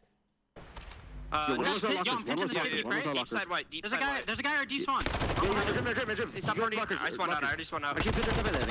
One more stop it. Hey, chasing you. Dead. One got kegs is all. Where'd you go? I don't know, I have no clue, I can't see. Stay to our top catch. I'm engine our top catch. Hold up.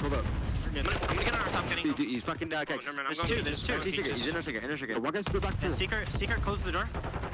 He's front side, Secret, stay down. Secret dead. Nice. Look at that window. Looking at our deep pinch right now. I'm gonna get our deep pinch. I'm going back Kenny. Bottom mid, absolute. Going back Kenny Hill. No, deep Kenny Hill, he pinched us. He's deep Kenny Hill on the ramp. Like by the truck and shit. Exceeds our bottom mid. Yeah, one's our two. He's on the rock. I'm gonna spawn out. He can hit Secret. One's in our base. Okay, here that come. Yeah, Assault's in our spawn. He's deep Kenny Hill. Assault's still deep Kenny Hill. Yeah, he's deep Kenny Hill. Assault last one. I don't see him. All dead. I'm picking up the right. Looking side white now. Right. Looking side white from Kenny. I'm Congrats, they're top money, dead. Don't see anything side white. It can go deep right again. I'm blue. Yeah, I have the deep right. You're good. Looking at top money. We'll check. Alrighty, so that's gonna do it for listening. How do you think the boys sound? I thought they sounded pretty good. What do y'all think? They sound pretty good, but the amount of times I hear Dan Ghosty say Kenny Hill is killing me, bro. I get the calm. I know why. I wonder what Kenny did to him up there. What did Kenny do to them? Can't they just call it the Hill, bro? Can they stop calling Kenny Hill? Yeah, he's back Kenny Hill. No, he stopped Kenny Hill. I'm like, dude, Dan, holy shit. And then one thing I noticed with OpTic going into the next, they win the defense, they go into the offense. One thing that they kept doing was just even with no kills, they just kept doing this. They just kept jumping onto this box, and I don't mind the play because you're forcing LAG to jump out, right? Like I think that's the goal here is like get on the point and make LAG panic.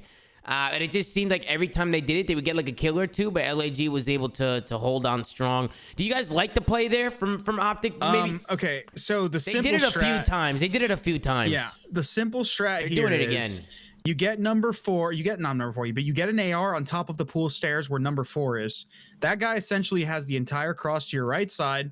He can see the keg alley, tools, and he basically is a guardian angel for the guy in the box. The problem is, if you don't have the right side pushed out, the guy in the box can easily get shot, or the guy can push out the vans and shoot him through the box or flank him on the right side. That's a good play if they have the right side pushed out. If they don't have the right side pushed out, it's probably not going to draw much, ticks because they're just going to shoot you in the side. But yeah, I mean, I think that's a good play. It's just not when they did it. Yep. I mean, they're doing it again right here, right? So it's going to be Shotzi this time. He's going to get on the point. Exceeds actually the only guy in the pinch. I mean, if OpTic can just get this guy in the pinch, they're golden. I mean, I don't mind it if they get on the box, if somebody's looking over like these back stairs area. Like if you get a clean wipe, but you could get somebody on the box, you could get somebody on these stairs, kind of like where Brucey is right now. You can see the whole cross and everything. It's really easy to lock down this B point. So I can understand what they're trying to do. Wait, is this G8? Any pros in chat? You guys can cap from the left side of the God boxes. So like most people sit behind them, Tom, like the stack of boxes where they kept going to. Yeah. You could sit on the left side of it and like hug it and like capture the point. Like the left side of Shotzi's on the left side of the box. Yeah. I knew that. You can actually sit on the left side of it. It's kind of in the open. Your left is exposed. It's not G8 though. I don't think that's G8. Yeah, because you would essentially just be taking that gunfight, but it would stop you from getting shot from the right side. Like I said, because they never had the AC and the right side control. So I don't know. It could have been the play in that scenario. Either way, I think they were just desperate to try to cap, and they couldn't get these guys out of the AC side of the map, so they were just trying anything to make them tweak, and they just never bit it. They never bit, dude. They never did. Yeah, and then one play over here I saw from Ghosty. I mean, granted, they still got the 8 point. They still went around. Right here, though, I think Ghosty needs to hold this, bro. Like, off this kill, like, Ghosty should literally dive to, like, this rock here or, like, this hut and, like, keep them here. He ends up hitting the back button here. He runs backwards. So he can even play that head glitch right here, like the head glitch right next to him. Like he can even play the little box heady on the wall. But instead, he ends up backing up, and it kind of gives himself bad timing, and it just allows LAG to just run out, especially with a teammate coming behind him. I feel like with a teammate coming behind him, he should just keep holding this here. You should back up to the radio or the rock, Tom, and then I don't know if he didn't have his trophy yet. I don't think so. He wouldn't have. You would have to dodge. No, I don't think he should back up, Ben. I think it's the opposite. I think him backing up is fine, but he needs to just play the site. Like they know he's in there anyways. Like just play in the site, have number 4 come in and look over you. Like he could have, like the number 4 could have either ran up the rocks and got an angle on like the mound, and then, or he could have gone to like the party metal stairs and watched over him. Dan just needed to play his life and like maintain the central control, because number 3 obviously has got B. Number 2, he kind of had bottom pool, but I think they just get bad timing and then they just run up the site. I mean, personally, I don't think he should run back. 2 dead. You got them pinned. You know where they are. They're literally in the spawn. You have a teammate filling in behind you. I mean, sit on the main heady here. It's literally a god head glitch. It's so hard to kill people off that head glitch. Yeah. I'm not saying necessarily back You up. know what I mean? I'm saying play the point, whether he's playing the box or like just anywhere, like off angling inside the actual like control point. I mean, it's nitpicking, but it's like little things, you know, because they could have pinned LAG back here and won the game in 20 seconds, but instead LAG get onto the 8 point. They capped the 8 point, and now OpTic, they got to hold for another minute. You know, obviously OpTic still won the map, but you know, little things like that. I think right there, Dan Ghosty should have kept them pinned. You know, don't be scared to challenge. You know, he's a good player. I feel like he should just keep him pinned, and he's got a guy coming up behind him, and they got 2 dead. So he ends up turning around, whatever. He gets some bad timing. LAG were able to get onto that 8 point. Then Exceed. Same thing with Exceed. I did not like this play. I didn't like this. He does a great job getting up here. He gets up here. That's 2 dead. But where are you going, brother? Where are you going?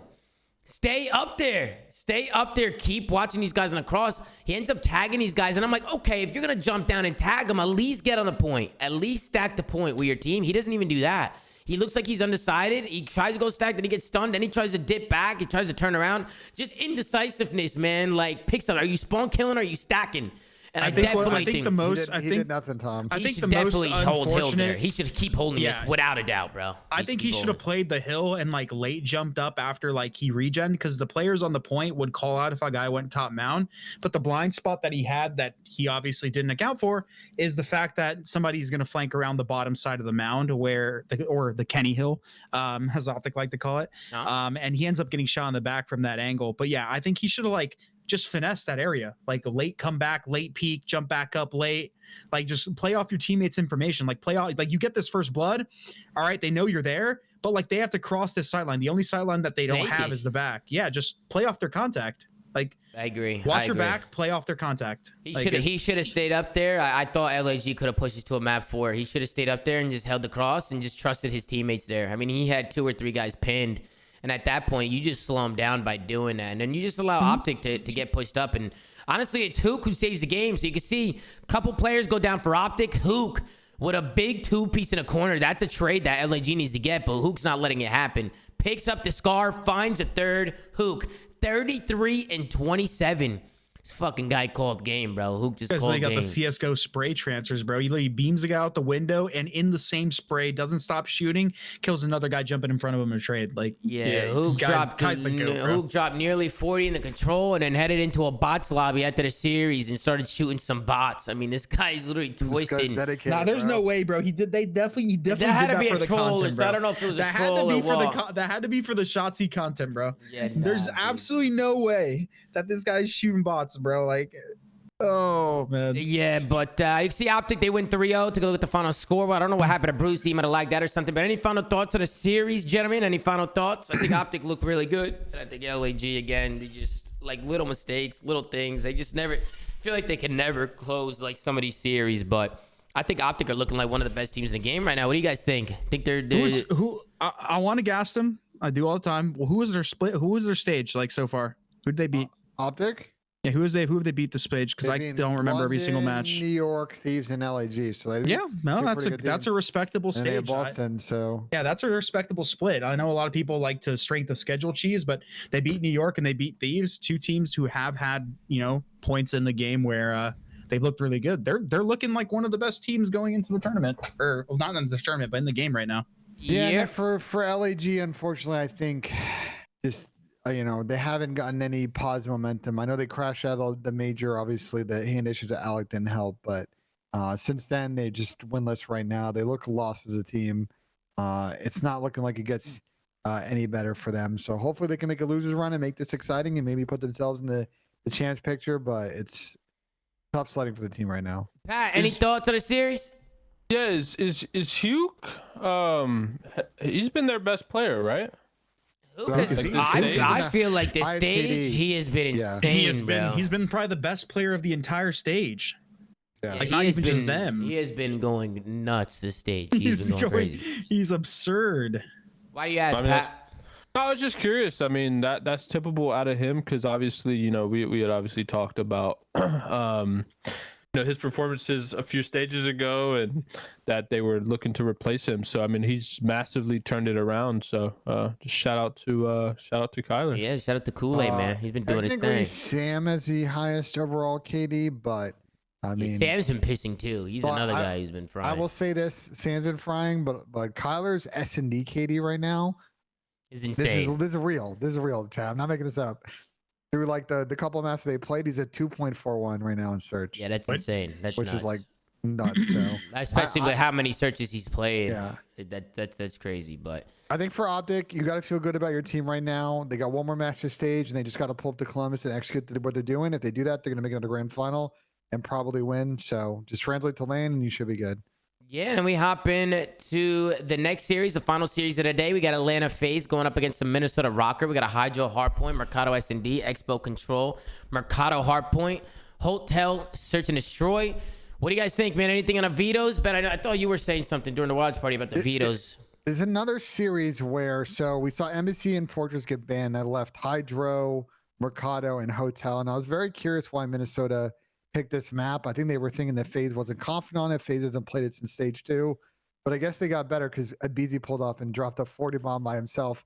They won by like 120. So yeah, I mean, for the first map, the Hydro Hardpoint, I don't think there's really much to say other than Abizi. I don't know what the hell this guy was on this map. The amount of 3 pieces that I think I saw this guy have in this map was insane. I think he might have broke a record for most 3 pieces in a map. It was nuts. And I didn't even say, I think Dylan Attach said that. Like, this has to be a record. yeah, Dallas said that. Go ahead, Ben. Go ahead. No, I was gonna say. I mean, I don't know what you're supposed to do when a player just is a one-man army. I mean, everybody else on the team is chilling. He at one point was on pace to like have more kills than the entire Rokkr team, and it was just a very smooth game for FaZe, who started on the good side and just rode the sleet off the first couple of hills to victory. Really, Well, I think Abizi's just he's so good at just playing off the kills, right? Like he never hesitates. Like if there's 2 or 3 dead, like he's pushing, he's going. And I think that's just what makes him so good is he's so quick with his decision makings that he's always just a step ahead.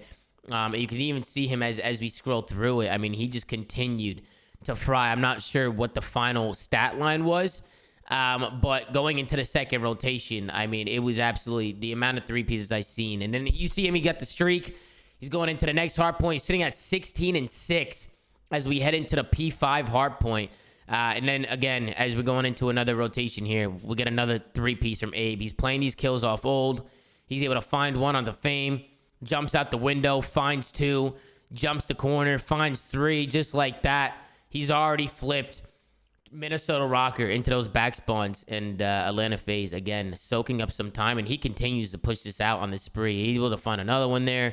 I mean, he was definitely hitting some momentum. I mean, Chris, what are your thoughts on this map 1? I thought this was the Abizi show. Look at the scoreboard right now. This is crazy.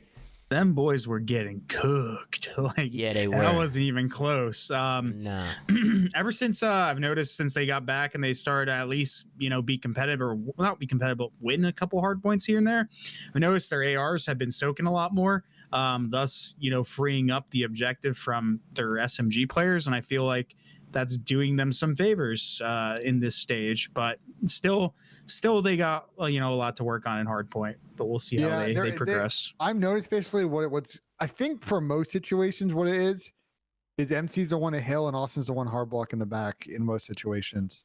So I think that's one leading to Austin not getting a lot of damage, maybe not a lot of interactions. I do think as we'll see with the Mercado though, Austin probably needs to figure out how to get in the play more in some situations, just help them with some of the trades. But I mean, everybody in the team was just big chilling, and this guy fucking Abizi He's out here just breaking hills by himself. He sees Yeah, score I right mean, after one rotation. I still think over. Slasher needs to obviously play better. Regardless, you can't make excuses for him just because he's trying to play fundamentally correct. I think he just needs to play better. He's been having a lot of weird like off maps and respawn where he isn't really contributing too much, at least statistically. I know that's not the end all be all, but sometimes the numbers are kind of outrageous. So Yep. Let's tune into Atlanta FaZe instead of boys sound in the hydro. One out P5, one shot close P5. I spawned out. One there, one's gonna be broken. Nice, go. Yeah, one's gonna be broken, might hit this. Top box, I think. P1 absolute bad. I get time. It's top box, top box. No, one's P1, middle, I All in the back too. Alright, well, you would spawn me in the back. Am I spawning you now?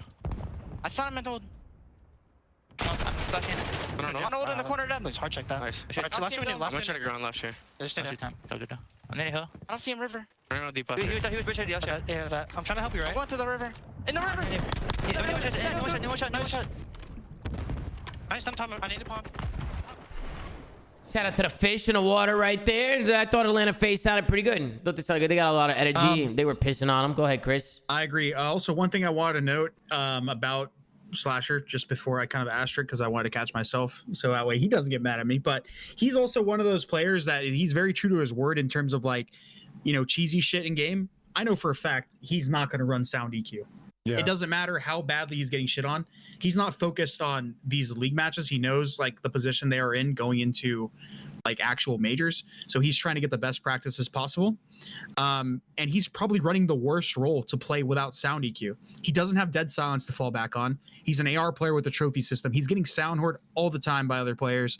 And I'm sure he's just dealing with it. So that's probably making him play a little bit slower because he has to play more reserved. And he's also doesn't have that advantage that he does on land where he just can play at an even field and not have to worry about getting sound cued. So Yeah. that must be tough. Obviously he still needs to play better, but I can imagine because even with sound EQ, like a player like me, I get pissed the fuck off So when I get he's sound not hoard. using it? He's not using it? I thought everybody had it on.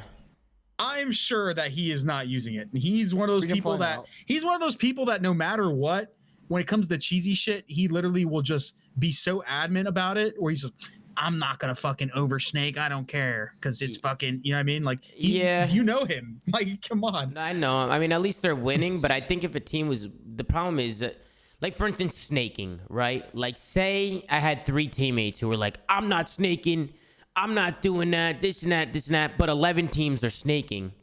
Oh yeah. You're going to lose full. Like, I will lose full. I bet, guys, you better start snaking or we're going to Also, lose. you can tell there was actually a moment. I can't remember what map it was. It might have been in the search where Austin. It might have even. I don't remember what map it was. He didn't hear the guy that was like running up right next to him without dead silence. Like I know for a fact this guy does. I can't remember what map it was. We were actually in the watch party. And we were like, "Yo, he's gonna hear him, right?" And he didn't hear him. I was just like, "What the fuck?"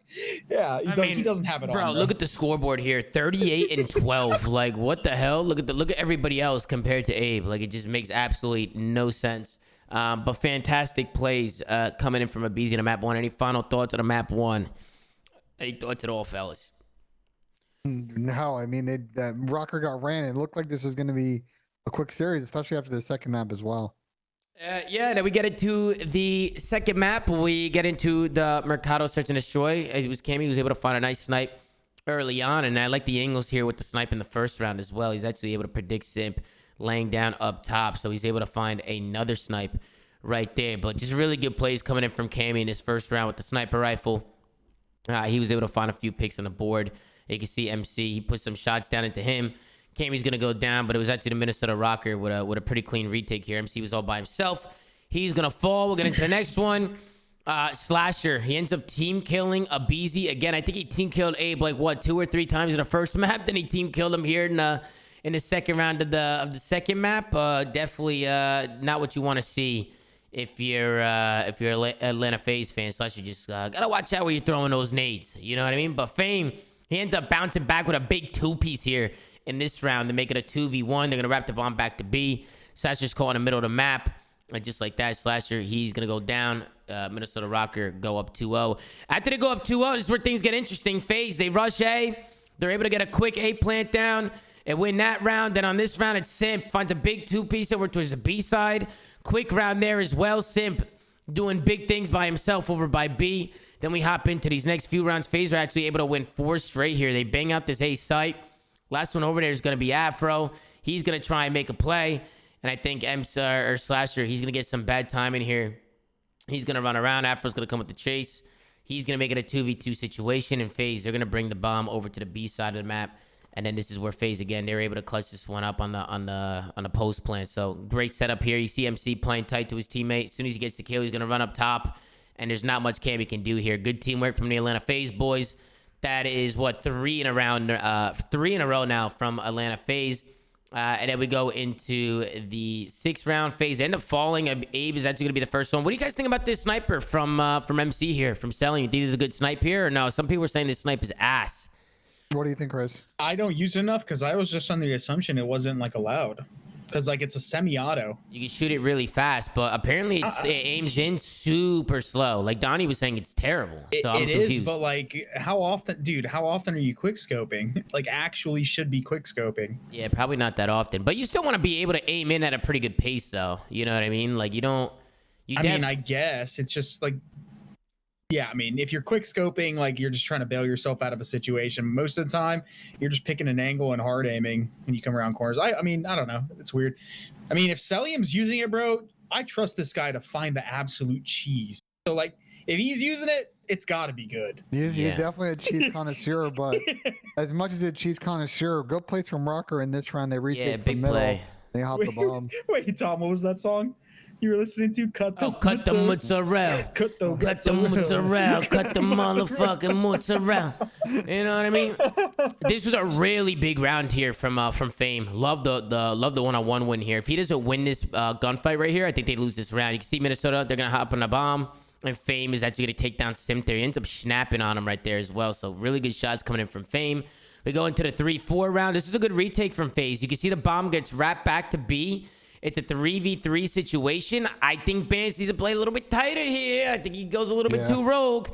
He pushes out the back alley, tries to get pushed out into like a little off angle to like a little off corner, but MC, he ends up checking it. Can you back up? Did MC, like, MC kept coming down and slowly preeming it? Like, when did he actually see Ben?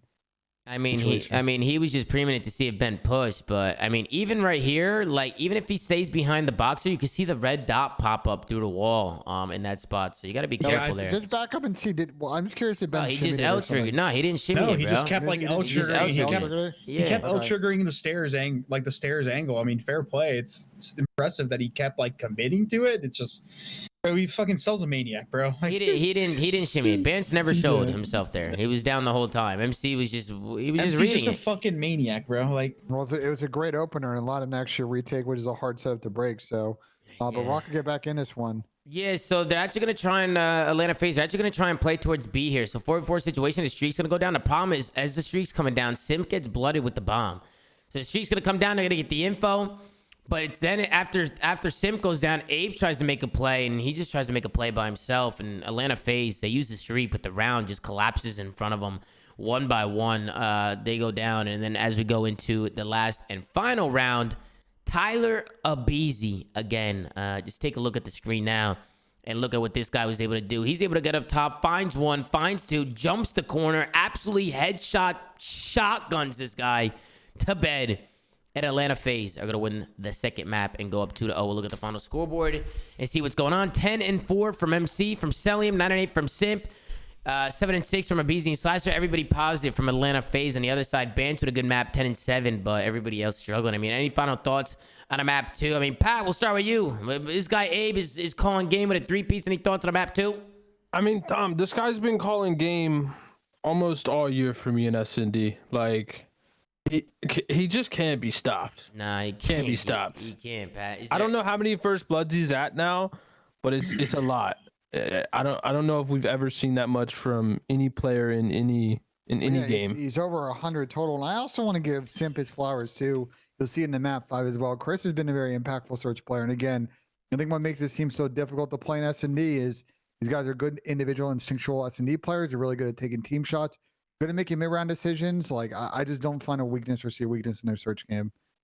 Yeah, on the defense, Minnesota, we go into the Expo Control. I mean, we've been watching this map a little bit. I actually like the way this map plays out compared to Fortress, man. I think this map is way better than Fortress. Really a hybrid of like the pacing of Hotel and a CeeLo. It's literally like I feel like it's hybrid. Plays like both. A play here from Fame towards the end of the second round. So Minnesota do a good job. They're able to win the defense. They're able to hold on to that 8 point. We know how hard it is to hold that 8 point, but I think at the end of this round here, when Fame gets pushed up, he needs to hold this here. Fame gets pushed up. You can see that FaZe are all coming off spawn. Fame's got the whole cross, so he can just keep laying down shots into these guys, even if he goes top window.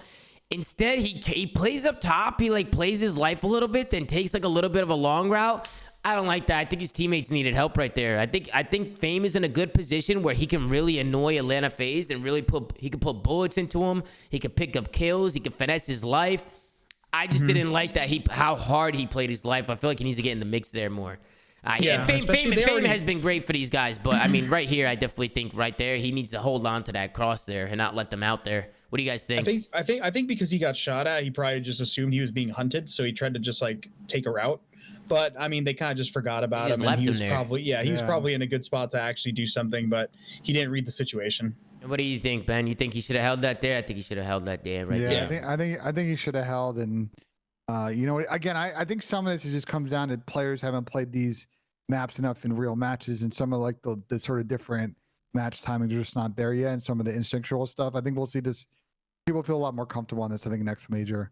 Yeah, and I love how FaZe play their offensive round as we head into the third round. They end up playing through mid. I mean, Ben, you were talking about that a little bit, playing more through mid alley and playing more through up top, and trying to make plays through there instead of trying to wrap back and get the kills. And that's what FaZe do. Sim finds 2, Slasher finds 1, MC finds the other. It's a clean 4 wipe. And look at those white arrows. I mean, nobody from Atlanta FaZe is playing any games here. They all jump onto this point.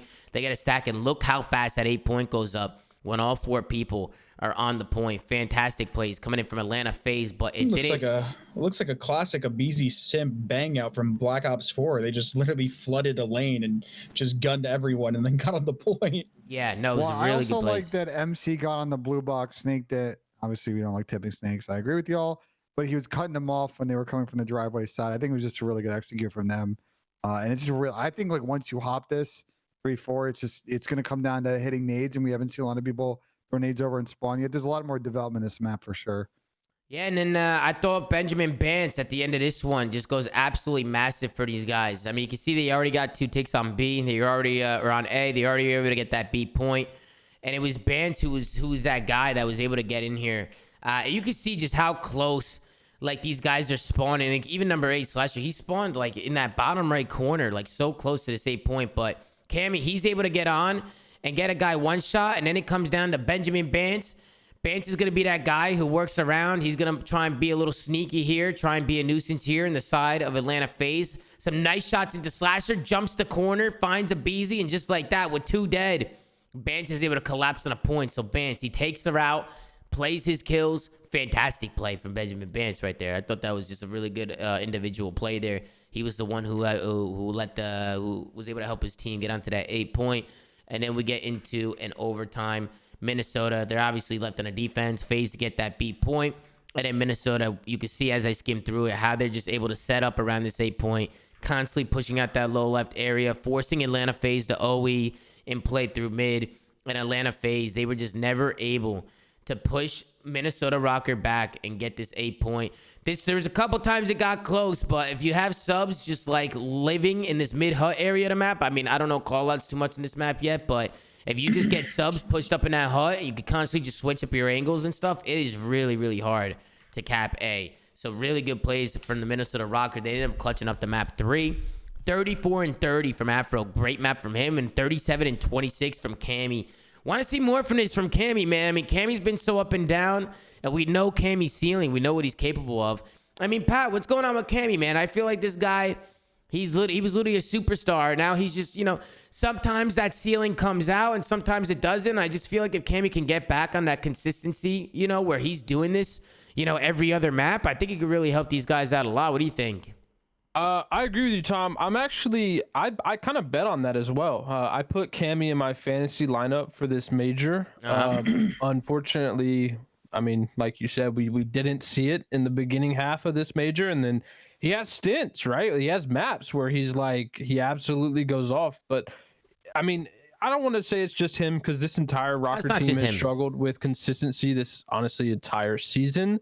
But yeah, when we look back at like what this guy could and has done in the past in titles, like if he could even get back to like 80% of that consistently, I mean, he's a force on the map. So I think it's still a waiting game, right? We're just waiting for when that will come back, and hopefully it does. Yeah, I mean, not to make excuses for the guy, but we're also playing a game where like the AR role, like there's only a couple players that can consistently just like pop off with the AR, being like Cell, Dashy, to name a few, Scrap. Like outside of that, the AR is very hard to stand out. I mean, we're playing a low skill gap game, and although he didn't have the best Vanguard season, I mean, like he was really good at Cold War, and that game notoriously had a pretty high skill ceiling in comparison to the last 2 games we played.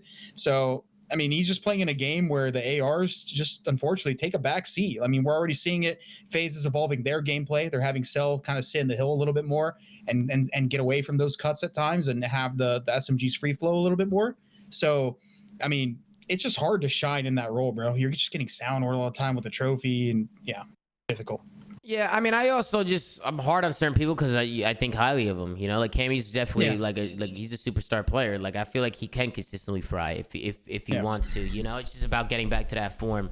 It's even like Huke, right? Like when Huke was inconsistent, like one thing I always said was, well, bro, it's Huke, bro. Like we know what his ceiling is, and if he could just get back to that form, get back to that momentum, like you know how deadly he can be, and he's doing it now. I just want to see Cammy like get back to what I know he can do. So. Just going to be paying close attention to him. But as we head into the hard point, things get interesting here, man. Atlanta FaZe cannot hold a single hill on this map. They couldn't hold a hill. Nobody wanted to win this one towards the end, bro. Yeah, I mean, we'll go into the P4. You can see FaZe, they're here early, but it's going to start with Simp. He's going to die parking lot. Then Abizi's going to die parking lot. Now you got 2 guys left by himself. I just don't know what FaZe was doing on the rotation here. They looked like they were just like a little scattered, and it looked like they didn't know what to do. Slasher, he ends up getting picked. Abizi ends up trying to go around and try and flank him. But you can see Simp, he kind of gets caught out here in the middle of the map. I just want to see Simp play tighter there. Like he doesn't need to jump out and go rogue there. Like just hold across the hill. Like don't overcomplicate things. He should have sat on the cart. They had a 4v2 still, even after all these chows. Yeah, they were good. Like, they got a blood. I mean, they killed somebody parking lot. They just took 2 single chows and now they got broken. Like yeah, 2 single chows. They didn't play tight enough and they didn't really work any crossfires there, and then they ended up falling in that one. So Minnesota Rokkr again was able to break. And then we go into the P5 and Minnesota break again. You can see that Atlanta FaZe is there. It starts with Bance, who was actually able to sneak up dark with his teammate Afro. 2 go down. Bance is able to find 1 and play his life. And as Bance is playing his life here, the rest of his team are able to get pushed up on a map. I think Benjamin Bance right here needs to get traded. I mean, you have 2 dead. The last guy's 1 shot right outside the corner. Trade this guy, bro. Push this guy. Don't let him just sit there. But instead, nobody pushes him. He stays alive. He plays his life. Then he's able to find another one. His teammates come in for the flood, and that's another break for the Minnesota Rokkr. So Atlanta FaZe, 2 hard points in a row now, where they get there early and they just don't do anything with it. They don't execute. It's good plays from the Minnesota Rokkr. And then we go into the P6 hard point, and I thought Bance was just going absolutely rogue in this one. He's 13-9 now. He's going to get in there after Afro.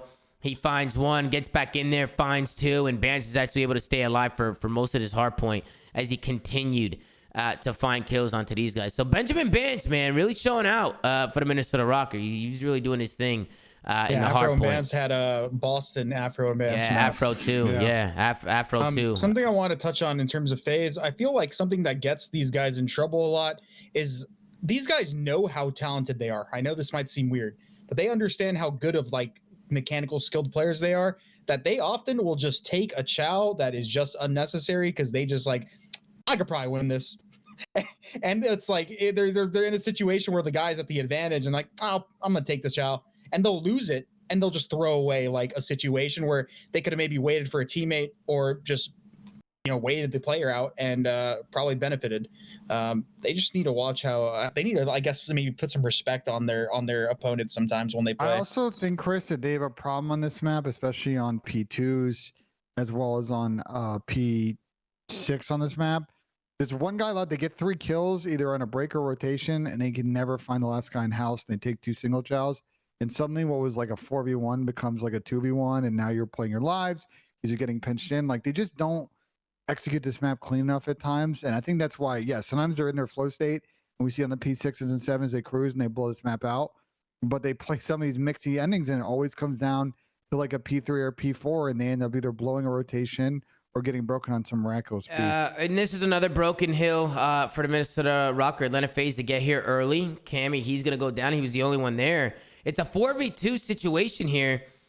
Fame is going to run through the door. ABZ's going to fly out. And then Slasher's going to chow out. And it just looked like FaZe again, just like solo chows. ABZ jumps out front. Slasher challenges from the window. And they just kind of get mowed down. I don't think they need to do much there. Like, let Minnesota come to you, get the trophies down, throw some shimmies, and try and funnel them, but they end up getting picked.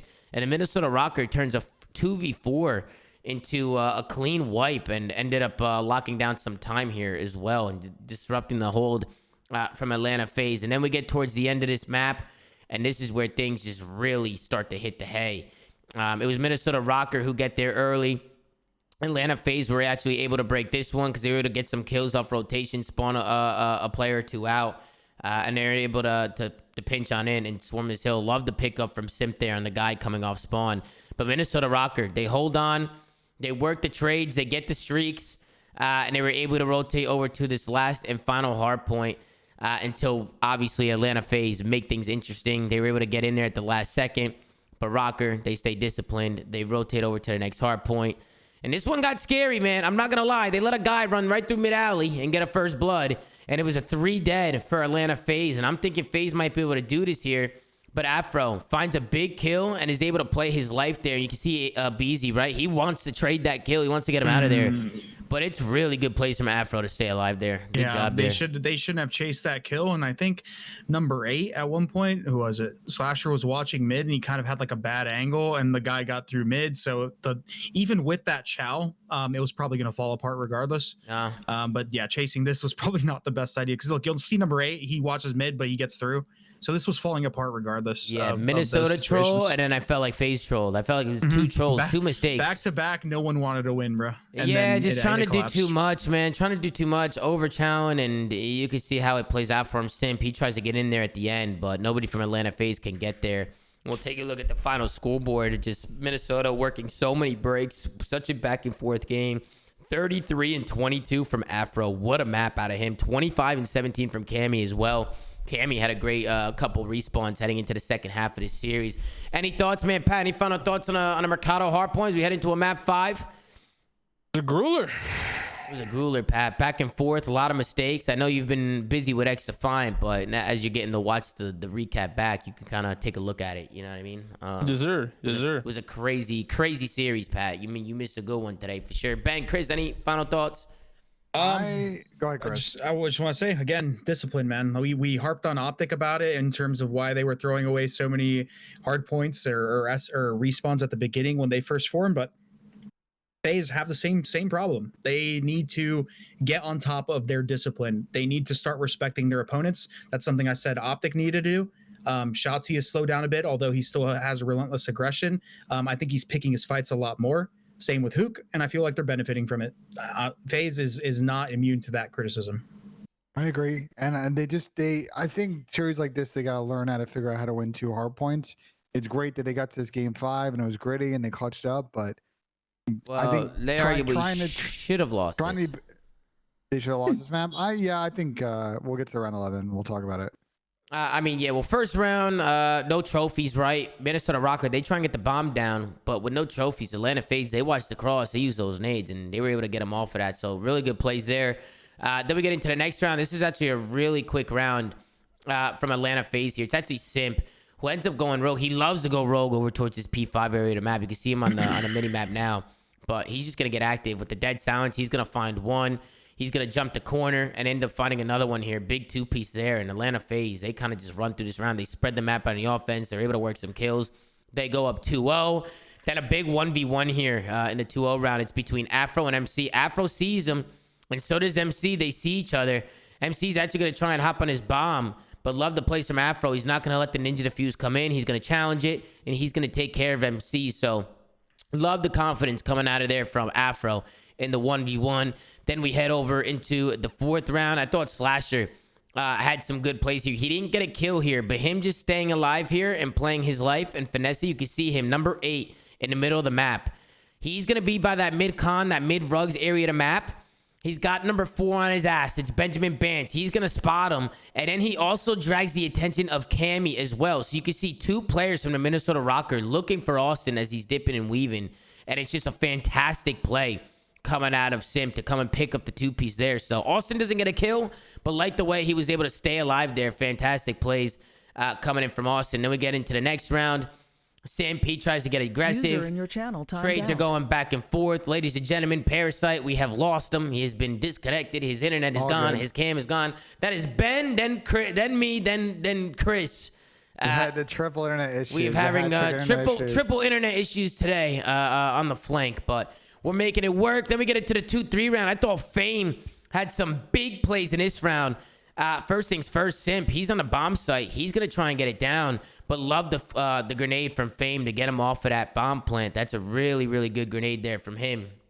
And then as we get into the rest of this round, obviously, Fame and Bance and Minnesota Rokkr and the boys are going to push through. It's a Beezy and Selim who are by themselves. A Beezy's going to go down, and then Afro able to find a big 2-piece here as they're able to tie it up here on the retake. They tie it up at 3. Then we get into this round. Looks like Minnesota here. They tried to play over towards the B side. Atlanta FaZe was all over it. They were able to get a first blood. But Minnesota, they bounce back. They get a kill, but they end up trying to wrap this bomb all the way back over towards the A side of the map. But Fame, he's going to go down. Simp gets pushed up in a pretty good position. It was good shots from MC. And Afro, he has got no time left on a clock. He's going to fall 3-4. This was a 2v2 round. We had Fame and Cammy going up against Selim and Slasher. I think MC needs to chill here. I would like to see MC make a play. Rogue, bro. He went rogue. He challenged the guy on the hot tub. Maybe he heard him and just thought he could win the fight. You know, he's a confident player, so he went for it. But I would like to see maybe even if Slasher just pokes it with him, like challenges it with him, you know, like try and do something together in a 2v2. I feel like teamwork makes the dream work. And right there was no teamwork. Great shots from Fame. MC overchows a little bit, and Slasher, he's running out of time. He's got to run over to this B site. He's going to get taken down, and just like that, we are tied up at 4. And then we get into the 4-4 round, and I love the play call from Minnesota. They pretty much do what Vegas does in the round 11. They end up pushing through the middle of the map, and it starts with Cammy. He's going to find one onto the hot tub with the help of Fame, and then they're going to hit this B site. They got the guy middle. They know there's a guy B side. Slasher's going to have to back on up. At Minnesota Rokkr, off the play of Cammy and Fame pushing through mid, they were able to get into this B bomb site over here. So, User joined your channel. Love the play call here from Minnesota. They get the B bomb down, and now Atlanta FaZe, they got a retake. I know MC's trying to hit those wall bangs. FaZe are trying to get some picks, but Cammy, he finds another one on the board. Good shots out of him. And then the FaZe boys, they try to jump in, but they line up, and Afro is all over it. So fantastic plays coming out of Afro as he's able to finish that one as well. Finds a 2-piece there. This is where Minnesota Rokkr need to close it out. FaZe, they only need 2 rounds to win. Minnesota Rokkr only needs 1, but Simp, he makes insane plays in this round. It starts with Simp. He's going to find one here by Big Rugs. It's going to be Afro. He's tagged up by himself, so Bance is going to try and come in with the trade. The snakes come in, but Simp, he dodges away, dodges the nade, bounces back. That's going to be 2 in a round from Simp. 4v2 situation. Simp, you could tell, just really letting him have it, playing with some confidence here as we head into the round 11. And then who is it once again making plays in the round 11? It's Simp. Minnesota Rokkr. They head over towards the B-bomb site, but they end up trying to double back and make a play. I think Bance needs to try and hold his shot there. I know it's hard. He probably thought that he was standing still and could get a kill there. But this is just an angle. He's not going to get that kill there. That's just not going to happen. You would have to peel the head there, and Chris gets away. So yeah, he tries to make a play, but he ends up falling. And then obviously Minnesota Rokkr with 53 seconds left on the clock, they got to try and make a play for this bomb plant. And it's Simp who gets aggressive on A because Minnesota played B off the rip.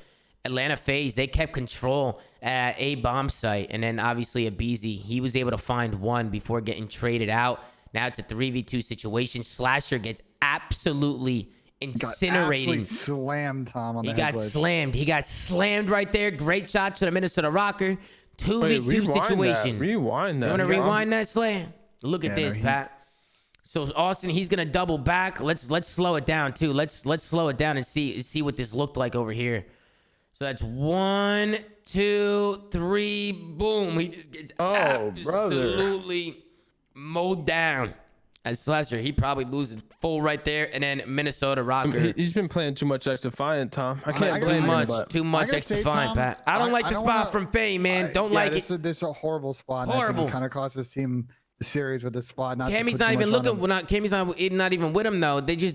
One's laying down in sight and one guy's running, like playing fridge. So just like do something together. But that spot, bro, I'm sorry, I've not seen anybody. I've seen people die in that spot so often, and it's like I would just not expect the guy to just play the corner like back door and just try and shimmy the corner. Like I just don't know what the thought process was to why don't you play the other corner for side door that you can't be seen from? Yeah, he should have just snaked it. You either just play fridge with your teammate or snake the heady. Like do something. Just like stay active. I don't know. Maybe he thought the door was closed. I'm really not too sure. Well, he was getting wall banged for a bit by MC, like in some of those situations. So like I guess he's just worried about maybe a mind game. Maybe he's worried about getting wall banged. Like, yeah. You just got to know that you're not put off line of sight for someone back door. And then Cam tries his best to clutch this. I'll give him credit. Like, pops dead silence, tries to peek middle, doesn't see anything, goes through the side door, and then MC and Chris play this pretty good. Yeah. Door opens, Chris takes the 1, he wins it, bada bing, bada boom, and FaZe.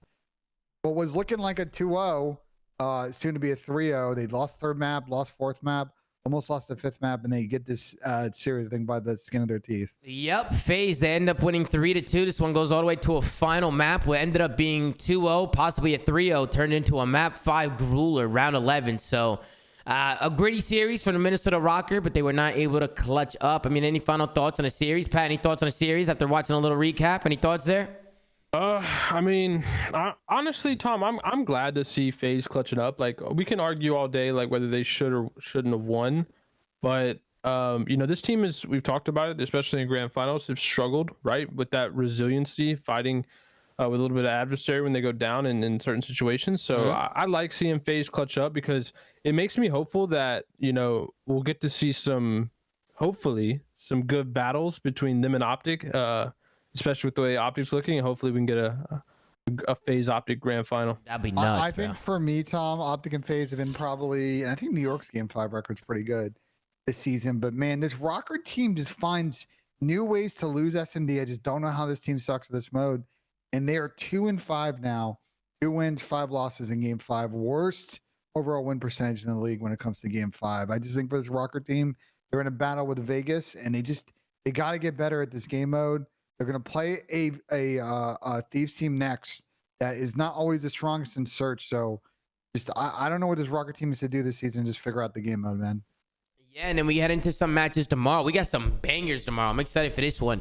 We got the London Royal Ravens going up against the New York Subliners. We got Florida Mutineers going up against Vegas Legion. Boston Breach going up against OpTic Texas. And then, of course, Seattle Surge against Atlanta FaZe. That is always a good one to watch. We know those two teams, they're head-to-head. They just do really good together head-to-head. Seattle matches up good against FaZe. But let's hop into the first series. London going up against New York. I got New York in that one, man. I'm going to say 3-2. I can see London making it a series, but I think New York is going to come out and win that one 3-2. Actually, no, I'm going to change it to 3-1. I'm going to go 3-1 New York Subliners. I feel like New York has definitely got the upper hand on London. Ben, who do you got? New York 3-1. Chris? New York 3-0. Hey, a little 3-0 sweep. Slay, who do you got? I'm feeling a London Royal Ravens Game 5 upset, Tom. Damn, a London Royal Ravens Game 5 upset. Pat's calling it here. If that one ends up happening, I'll be mind blown. And then we hop into the actually, I wouldn't be too mind blown if that happens. I feel like anything can happen in COD these days, man. You never know what's gonna happen on any given day. Especially with New York, bro. They're like a super day-to-day team. We've talked about it. It's like some of maybe their play style. But I mean, London their last couple series, they've been looking better, haven't they? Their last couple series. If they got slammed week 1. It was just one series. It was one series. And then we got Florida going up against Vegas. Vegas are right there into clinching that top 8, man. They are close to that top 8, and I know that they could smell it, man. So Vegas, they got to be coming out with the passion tomorrow. I'm gonna go 3-2 Vegas. Who do you got, Ben? Well, they're not close to clinching top 8, but they might. Not clinching top 8, but get into the top 8. They're 10 points away from top 8. Well, yeah, I mean, they might overtake Rokkr, who kind of a tough schedule, and then may start in losers. I think in this matchup, this is the kind of series that Vegas can lose. So I'm actually gonna pick the upset. I'm gonna pick Florida 3-2. Ready, Chris? What do you got? I still got faith in Vegas here. They just gotta not tweak, bro. No tweaking. Tweakers, no tweaking. No tweaking allowed from Vegas Legion. Slay, who do you got? I'm gonna sorry, go 3-0 or not 3-0. Sorry, 3-1. I'm gonna go 3-1 Vegas as well. 3-1 Vegas. All righty, and then we get into the next one. Boston Breach going up against Wait, OpTic. real quick though, real quick, because I caught the tail end of this, but I've never seen Standy play like that in like 2 years. If he can play like that on a consistent level, this guy, I mean, regardless of what he does on Vegas the rest of this year, yeah, if he can play like that, this guy deserves to be on a top team competing for championships. Agreed. I mean, Standy's a good player, man. I was very surprised when Toronto let him go. But then, granted, they won the next event, so it's kind of hard to argue it now. But yeah, no, Standy's a good player for sure. I think consistency now is just everything. I was saying that earlier today. I think I was saying it to Chris. Like, Standy going to this team when we were talking about the first series, because you weren't here, Pat, but I feel like Standy going to this team added so much more slaying power to them. Like, I don't know. Absolutely. They look a lot scarier on paper with Standy on the roster. I was DMing Clay about something, and I don't know, we just like start talking about Standy, and I was like, dude, they gave away this guy for free. For free. You know what I mean? Huh? Wait. Speaking of that, Chris, we're giving away a first-person shooter for free. It's called X Defiant. Closed beta's out right now. Wait, you like that? Wait, you like that? That was good, right? That was good. It was really good. It was really, really good. But let's get back into the predictions, guys. I got OpTic Texas. They look really, really good right now, bro. They seem like people aren't really fucking with them right now. I would have to go OpTic Texas 3-1 in that one. So Ben, who do you got? Well, the historical record versus Boston is not great. But I think there's opportunity here potentially for Boston in the SNDs, and I think they can still respawn, but I got OpTic taking in game 5. Alrighty, who do you got, Chris? I think these teams, their map pool in the search and control matches up a lot.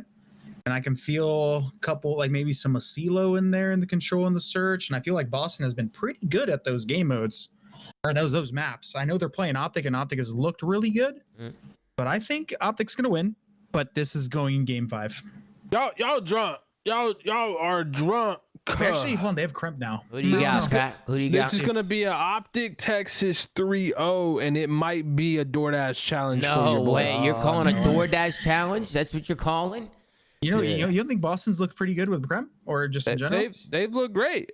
You just think OpTic's just gonna fry them? Okay, sure. And then, of course, we got Seattle Surge going up OpTic against Atlanta FaZe.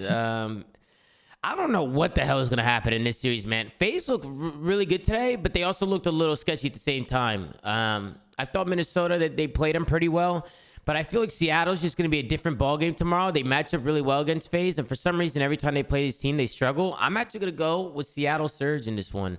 Obviously, I'm always going my FaZe guys over there, but I think I'm going to go with the Surge. I'm going to see what the FaZe guys come out with tomorrow. Ben, who do you got? I've been going back and forth on this series because I thought Seattle, we haven't seen a lot of Seattle this, but they've only played 3 games. They didn't look that good against Thieves. They looked pretty good against Toronto and grinded out in 5. And then they kind of played a close one against Florida. I think both hardpoints were close and they just kind of outclassed them. I think I might take FaZe in a game 5 in this one. I've been going back and forth. I think it's a coin flipper, but I think FaZe will win and break the 3-2 curse. All right, Chris, who do you got? I'm going to take FaZe simply because, and this isn't a shot at him, Lamar has been their best player this stage. I mean, Lamar's great. He's been good. It's good to see, but this is uncharacteristic of their superstars. And I don't know if that's going to be a good sign. It could be. Who knows? But I'm going to go FaZe. All righty, Slay, who do you got? Listen. Before I give you my prediction, Tom, I have a bone to pick. There we go. The one time that I picked someone on this Seattle Surge to be in my fantasy lineup, I picked Pred. Motherfucker, Lamar is the best one on the team. And That's unacceptable. You've been talking about pack-a-punching Lamar for a minute, bro. Bro, but it's unacceptable. Nah, that's Lamar unbelievable. That's cannot unbelievable. be Pat. the best player on this team. That's unbelievable, bro. For real. I don't know what Absolute fantasy cheese right now. Listen, you don't want my advice, Pat. My prize picks were off today, Pat. Off. Yeah, Bro. Oh, ZooMaa bets is out of business. Let's just say. The bets were not there. I lost by 1 kill, like 4 bets in a row. I say, you know what? I'm done. I'm fucking done. I spent $10 on AG. I spent 10 cash. Damn. To put him in my fantasy lineup. Most expensive motherfucker on the ladder. Number 1. No and way. Lamar is outslaying him. So who do you got, Pat? Who do you got? Listen, with all that said, I'm going to go with an Atlanta FaZe 3-1. Okay. Sounds good. That's hilarious. All right, Ben, why don't you put us out? Please don't miss it this time, Ben. Please don't miss it. We'll see what happens. We're all counting on you, Ben J. Get your channel point predictions up there. Slay, is he making it or what? Left or right? Or is he sinking it? He's making it. Damn, Slay's Phase 1, Ben's locked in right now. No way. If first pass supporting OpTic, now he's supporting Ben. I mean, what is going? Slay's a whole new man after X Defiant closed beta. Make sure to go check it out. You know what I mean? Chris Parasite, what do you got? Is he making it or what? He's making it, bro. He's locked in right now. Oh man, he's doing the cheese where he moves the ball. Wait, he's wearing up. shorts, bro. With the shorts on, bro. He's definitely he's got the new he's in his slippies on. element. He's got the new slippies on. I know they already It's smell like basically his shit. golfing fit. Oh, and I think he synced it. I think he synced it went around. It went around. It came back and hit off the top. Yeah, he missed it. Nah, he missed that one. That one like no count. Went in? Nah, it did. It did, but he used the wall. Like it hit the wall. Hit the wall, bro. It came back. Like it bounced. You know what I mean? That don't. But I don't know. It still went in though. What you're saying? It like he hit it off the rim, bro. Yeah, like you can't do I don't think that matters. It was the wall cheese. The wall cheese. No way you hit it off the rim, bro. Wait, did you hit it off the side? I rolled it and it hit the left edge of the cup and just like kind of. So it didn't go in. It didn't go in. No, he missed it. He missed it. It looked like it went in, though. He missed it. Yeah, because it rolled down the right side, Ben, like you made it. Ben, it's okay. Ben, keep your head up. Sometimes in life you're gonna fall down, but it's not. You can't give up. You look defeated, Ben. You look defeated. Nah, I'm just tired, to be honest. You're tired? It's been a long day? All right. Well, let's get out of here then. It has been a long day. I appreciate everybody who's been tuning in. We obviously got more matches tomorrow, so we'll see you guys tomorrow. Make sure to like, comment, subscribe if you're watching on YouTube. Anchor.fm/TheFlank to check out all the audio sites we're on. And go follow @TheFlank on Twitter. Gert's doing a phenomenal job running socials. And make sure to check out for that website coming out very, very soon. So make sure to be on the lookout for that. We're going to have merchandise on there as well. So really, really excited for that. Take care, brush your hair. And we'll see you guys tomorrow on the next episode of The Flank, man. Take it easy. Peace. Peace.